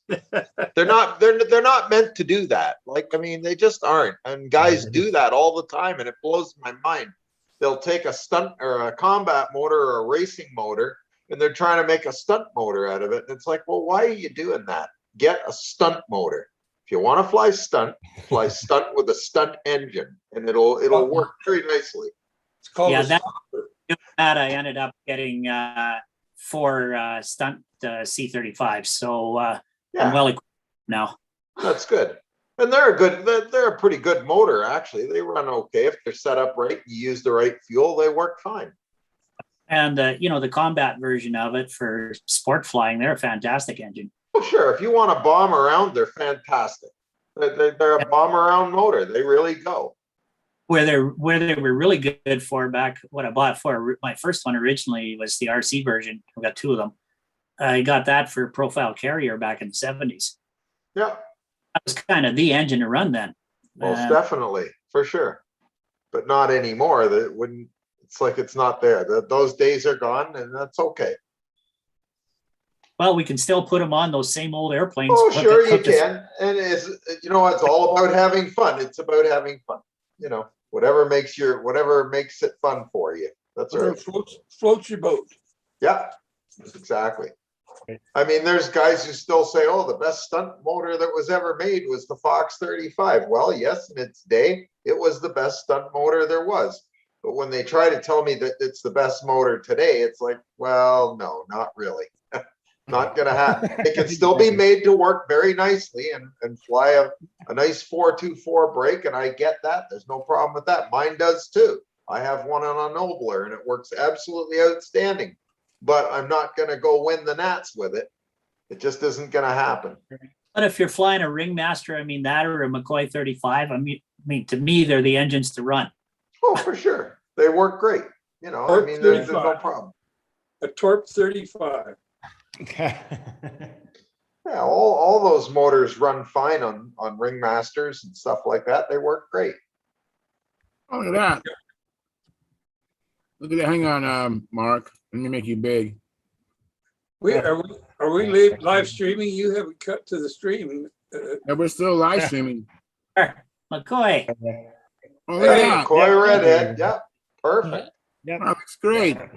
Man, I love that magician, Mark. Nice. Yeah, it's kind of, for me, it's like, like I said, that was kind of my first, that's when I was in Africa, that whole first almost year. I built it over there in the closet, basically. And it's kind of, I don't know, it's kind of special, and I guess the other side of the coin there, I hadn't flown it enough to crash it yet. So I know. I need to get it out more. There's so much truth in that, Mark. Mark, maybe it's one of those charmed bottles that never gets crashed. Sorry? I've seen charmed models that are built 20, 30 years ago and never been crashed. Oh, yeah. It's just one of those things. And, like I say, I guess the best thing is that, well, obviously Dave Tribble, I mean, when I go out there, he has just a litany of things that, okay, fly it, crash it, okay, next. That junkyard dog, so to speak, but that really got me over the hump, was not having to worry about, oh crap, if you crash it and you got nothing else, not having that worry, it really makes a difference. I think being a new modeler myself, and stuff like that, that was one of the biggest lessons I learned is if you can do it and you like to build two. Yeah, that's right. Great. Sorry? Build 6 or 8 of them. That's what I did. Well, yeah. Oh, you don't need. Yeah, you probably don't need that many. Like 2 or 3 is pretty good going. Yeah, no, exactly. Combat too. Oh, okay. Well, for combat, now you need 8. That's why I built all those RSTs. I've got 2 more on the go right now. The number 7, because there's some things about them I didn't like. The noses are too damn short. They just came out too tail heavy. They really like flying nose heavy, or what you think is that, and it just turns it from a pig into a really good flying airplane. And I was just having to have too much nose weight, brass spinner nuts and everything. So I built a couple of new fuses because I had spare wings anyway. And I did them on 1/4-inch RC wood with some carbon fiber strips for reinforcement in it. And I extended the noses 1 1/4 inches. And I'm using a plate type engine mount on it, or what do you call it, where you plate over top of the lugs, so that I can actually slide the engine back and forth if I want to for CFG a bit. So anyway, they're sitting here on my workbench glassed up right now, and tomorrow I'll assemble them into the wings, finish the glassing, and I'm probably out of luck for flying them this year, but they should be a lot better flying than the other ones. And if they are, cut the noses off the others and mod them the same. So I figure I can 3, 4. Yeah. Go ahead, Glenn. Yeah, there's a lot of us who are out of luck for flying this year. It's over. You're getting close. It's coming today here. Yeah, we've had so much rain here now that our field's just a saturated mess. I wouldn't want to even try and drive back there now. We've got 15 to 20 knot winds forecast tomorrow with a 96% probability of continuous precipitation. Yeah, Wow. so it's It's over. not a good flying day. Fine tomorrow. Typical aviation forecast up there. So yeah. I think everybody needs in their collection too, Lynn and the guys, that pizza platter, or the thing that launched. I think that is just a ticket. That's a great idea, right? Yeah. Yeah. I mean, I need to pick up a couple 049s or something. Yeah. Naomi just loves to fly that thing because it'll fly inverted, it'll fly right side up, you can loop it, and that way you can work on your 8s and work on your loops and work on your outsides. And if you crash it, it's nothing. It is absolutely nothing. That's what you were saying. You pick it up, you dust it off, and you fire it up and go again. Hey, I got to help, guys. we have the ringmaster fly on every year. Why don't we have something within our group and pick one A simple junkyard. ringmaster? Well, no, not a ringmaster because they're all out there. Build a flight streak, build a magician, whatever. It doesn't matter. Something simple, and throw whatever engine on, and we'll have our own flyathon. Yeah, that'd be cool. There you go. Not a bad idea. Let's see. I mean, I'll be all for a magician myself. I've never had. I'm in for that. We've got 2 of them ready to go on the board. We're just getting ready to build 2 magicians, so we're in for that. Why don't we spread it around and make it maybe a Christmas announcement for a child spring, you know, May flyathon or something like that. That'd be pretty cool. Yeah, That'd be I'd personally like to see the Yak 9 because that's also old time Lego, so you got a double use out of yeah. it. Power on. And I think who made that original kit? Wasn't there a kit? Sterling. For Sterling. Sterling. Yeah. The Yak 9 and the Mustang. Yeah. Yeah. I have a Mustang. Is it Mustang old time Lego too? I believe it is. I'll show you my Mustang that I got to paint.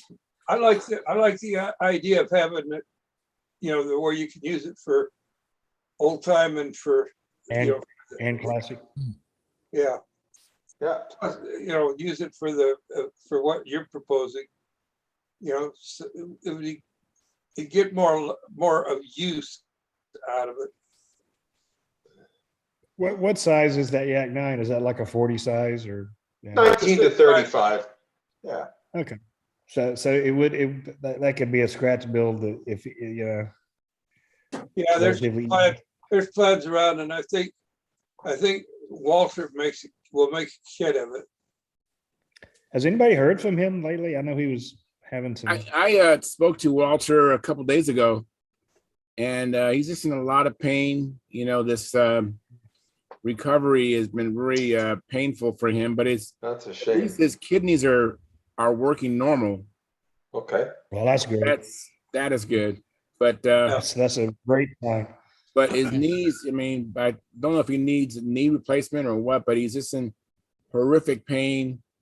And so he's just very uncomfortable, very Right. very tired of the situation, you know. It's It drags you down. Yeah. yeah, exactly. It wears you out, just being in pain. Trust me, I know that. Well, Yeah. this has been going with him for a long time now. With different issues. Yeah, yeah. So what do you want to show us, Robert? My Sterling Mustang, if you can recognize it. Ooh, wow, that's good. That doesn't look, well, it looks more like a Hellcat. Wolf 190. After Wow. It does look like a Hellcat. I saw that tail go by real quick, and I recognized it. That looks good, Robert. Cool. That looks awesome. Very neat. Whoops. The only thing from my original on that is the fuselage slab, though. Yeah. You know, it's Grandpa's axe. Changed the handle 4 times and the head twice, but it's all original. Yeah. Well, if you guys pick an airplane, I don't care what it is, I'll build one. Whatever. I don't care if it's a magician or a I'd love to yak do or that. anything else. Whatever. You guys just let me know what I'd you're love gonna do. So it's decided we're doing. I got a hell of an idea on top of that. Right. Why don't You're all full of ideas. Don is such an airplane designer extraordinaire. Why don't we come up with something and we'll all do it? Yeah. Yeah. Yeah, just make it a Hershey wings. That'll be easy for everybody. Yeah, make it easy to build. You Yeah. want to do warbirds? Doesn't matter. Yeah. Yeah. Sure. Why not? Whatever. I like warbirds, so Okay, we can do that. Just pick one. Absolutely. I'll pick one. Notice how I managed to delegate the decision so readily? Yeah, I I'd think be you all take over tied the up, show. tied up, and ready for the branding iron before you even pop the question. The officer in me.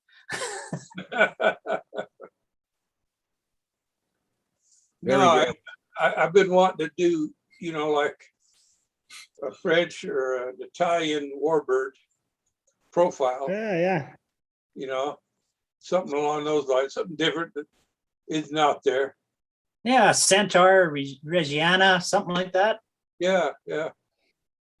Or a Fiat. Yeah. So yeah, I'll look into it. I think I can slip another thing in. I haven't been doing with getting ready to go to a contest, get a plane built and all that. I've not done any drafting work for. Well, there's no hurry. It's not like we need it next week or anything. Yeah. I know. Exactly. You won't Do get your there. contest thing first. Yeah. Definitely. You know, Robert, I think, John Miller, excuse me. I think I have some Robart pin hinges for you. But if I was to mail it tomorrow, probably wouldn't get it till maybe Wednesday. I mean, I could do that. Oh, I appreciate that. That saved me 300 miles. So I'll be in touch with you and so I can get to the post office tomorrow. Now mine are brown. Is that the right size? The ones I've used were black. So okay. I have to see what size they are. It doesn't matter then, I guess. But I have a pack of them. yeah, I use the large ones. You know, no, not the giant scale size, but you know they're about that long. You know, opened up, they're about maybe 2 inches. Yeah, I think that's what I have. It might they might even be black. That would be super. At the party, I'll show them to you. I'll leave and come back and show them to you. Okay. I'd be happy to pay you for them. I just want to help you out. So I wasn't soliciting for any money. I just want to help you out. Well, I know, but you know, I tell you, I'm happy to pay for them. So. Okay. Well, no, just accept them and as I thank you for coming in the show all the time. I appreciate you coming in all the time. So I appreciate being allowed to come in. Yeah, guys like Steve and I, one day they might not let us in.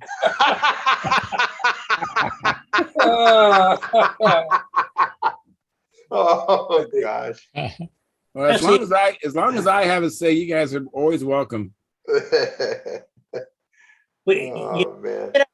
Contest between Len and Charles. Who has the shiniest head?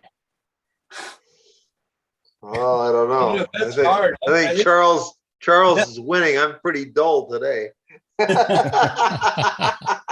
I could go get some mineral oil and polish it up.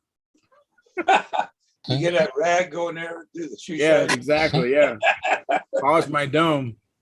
Yeah, my head's not gonna win any concourse awards. I don't know. It's perfectly round. You got a perfect round head. It's round. I have a light shining down on me, so it might look like it's really shiny because the light. Oh, okay, that's true. Let's see what me. happens if I put the light on. Well, it's not plugged in. Calling him Charlie Brown. Hey, Steve. Long time no talk to. There he is. Really? Yeah. There he is. Steve, yay! Hey. Damn, we're being invaded. We got 2 Canadians on tonight. Deal with it. This is an international forum. Come on, guys. International. I know because we have Marcel Legrand from New Zealand. Yeah. This is the only way they can cross into the U.S. is on Zoom. I think they can come in on November 8th, right? Yeah, we're gonna be coming in awful soon, boy. I'll tell you. Holy shit. Bolt everything down because we're coming. November The 8th. crazy Canadians are coming. Hi, 3 young women. We come down and burnt your capital once. Maybe we'll have to do it again. Oh, you know, the only war the United States lost, except recent history, was against Canada. Yes. Yeah, we That's lost. true. I didn't know we ever fought against Canada. Oh yeah, 1812. Yeah. That was That pissed us off, and our Indians were better than your Indians.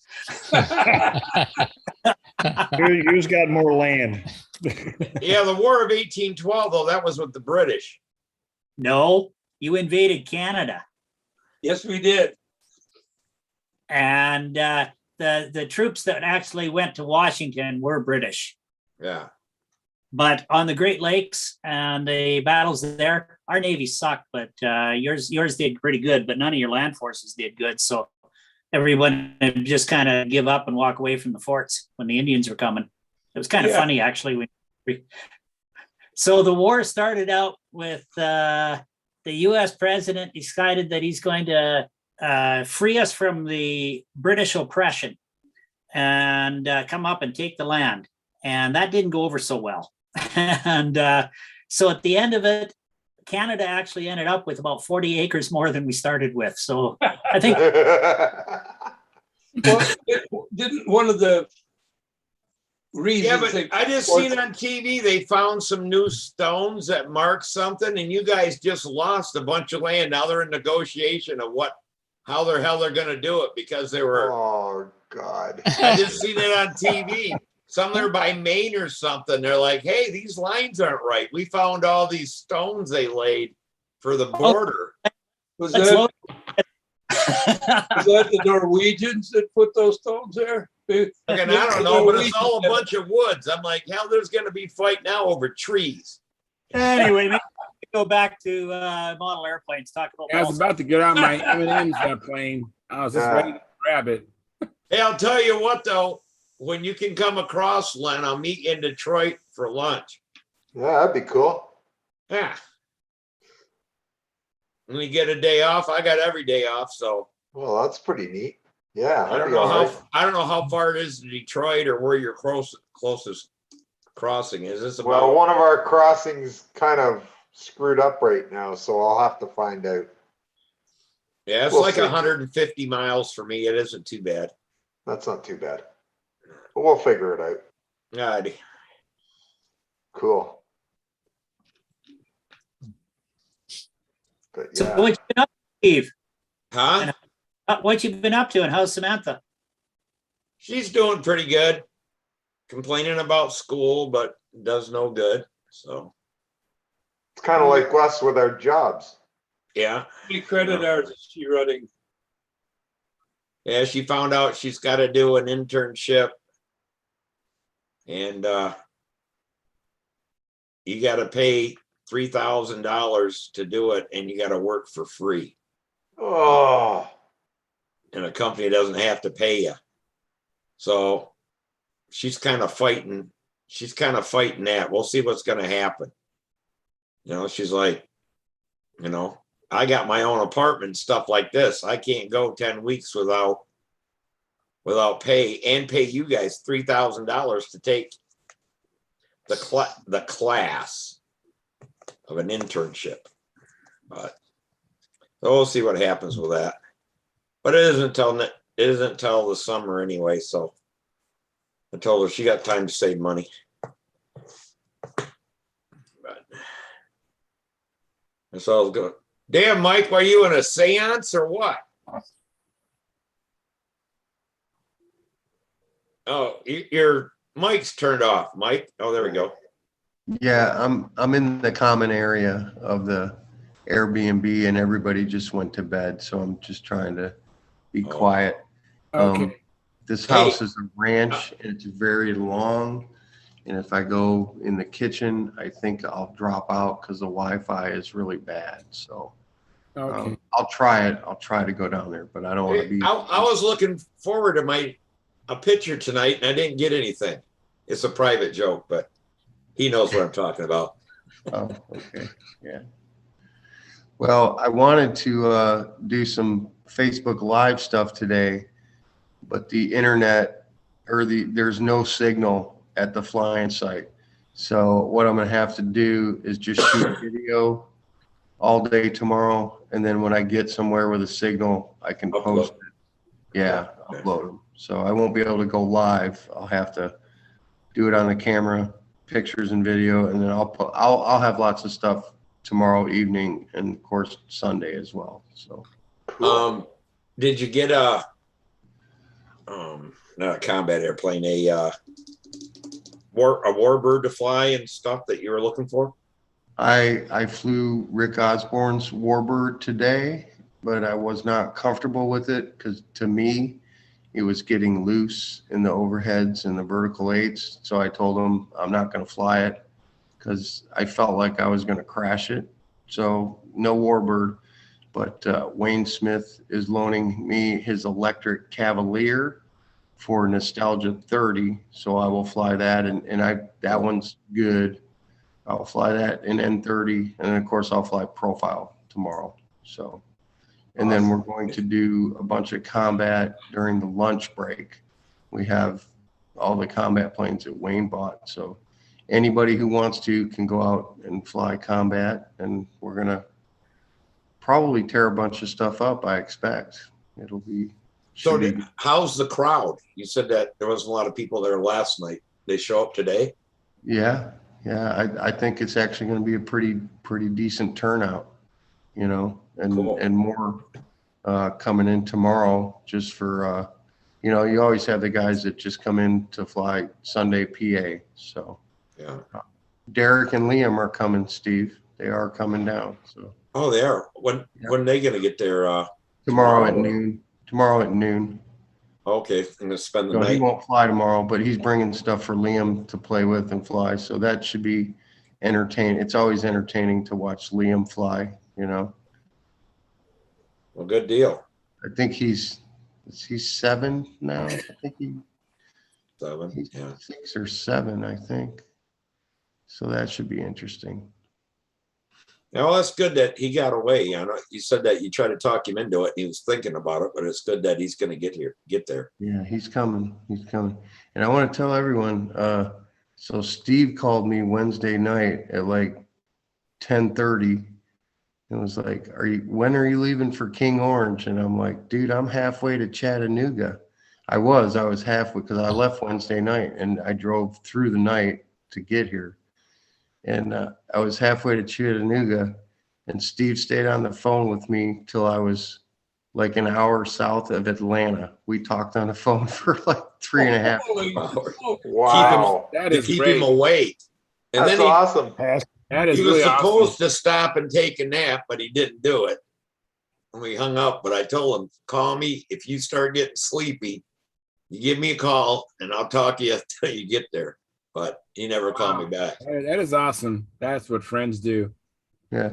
Well, he said if you get really, really, really tired, call me back and we can talk politics. I'll get you all fired up and that'll keep. Yeah. Tell him, I start talking. I said within 15 minutes I'll have your heart racing so fast you won't fall asleep for 12 hours. Keep them awake for a week. Yeah. No, I mean, I'm gonna try to go down to the other side of the house, so I'm not keeping anyone awake here. But if I drop out, I'm not gonna come back in here and get on. But I will. Are we still streaming, or is that over? We are still streaming for another minute. I'm gonna end this stream in another minute or so. If I drop out, I'll check in with y'all Monday, and then of course check. I'm sure Wayne will be putting stuff up on Stunthangar tomorrow for scores and stuff like that.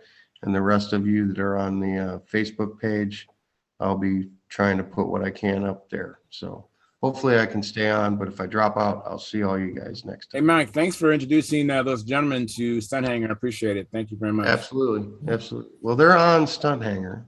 Dave the Stunthangar video hangouts. Yeah, they're on Stunthangar. They don't really know what this is. So maybe we got some new guys and hopefully they'll come on. Yeah. That'd be great. Thanks, Mike. Take he care. He wants to get extra people to gang up on me when we start arguing on the okay, yeah. Well, you deserve it. It, like nobody else, Steve. I can usually, it usually takes 10-15 to out argue me.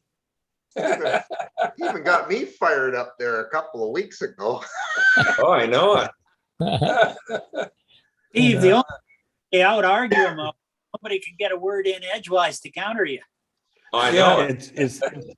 It's out decimal. It's out decimals, decibels, not yeah. I tell you, when you're union president and you got 200 guys out there yelling back and forth, you get really good at whacking them down as you go and stuff.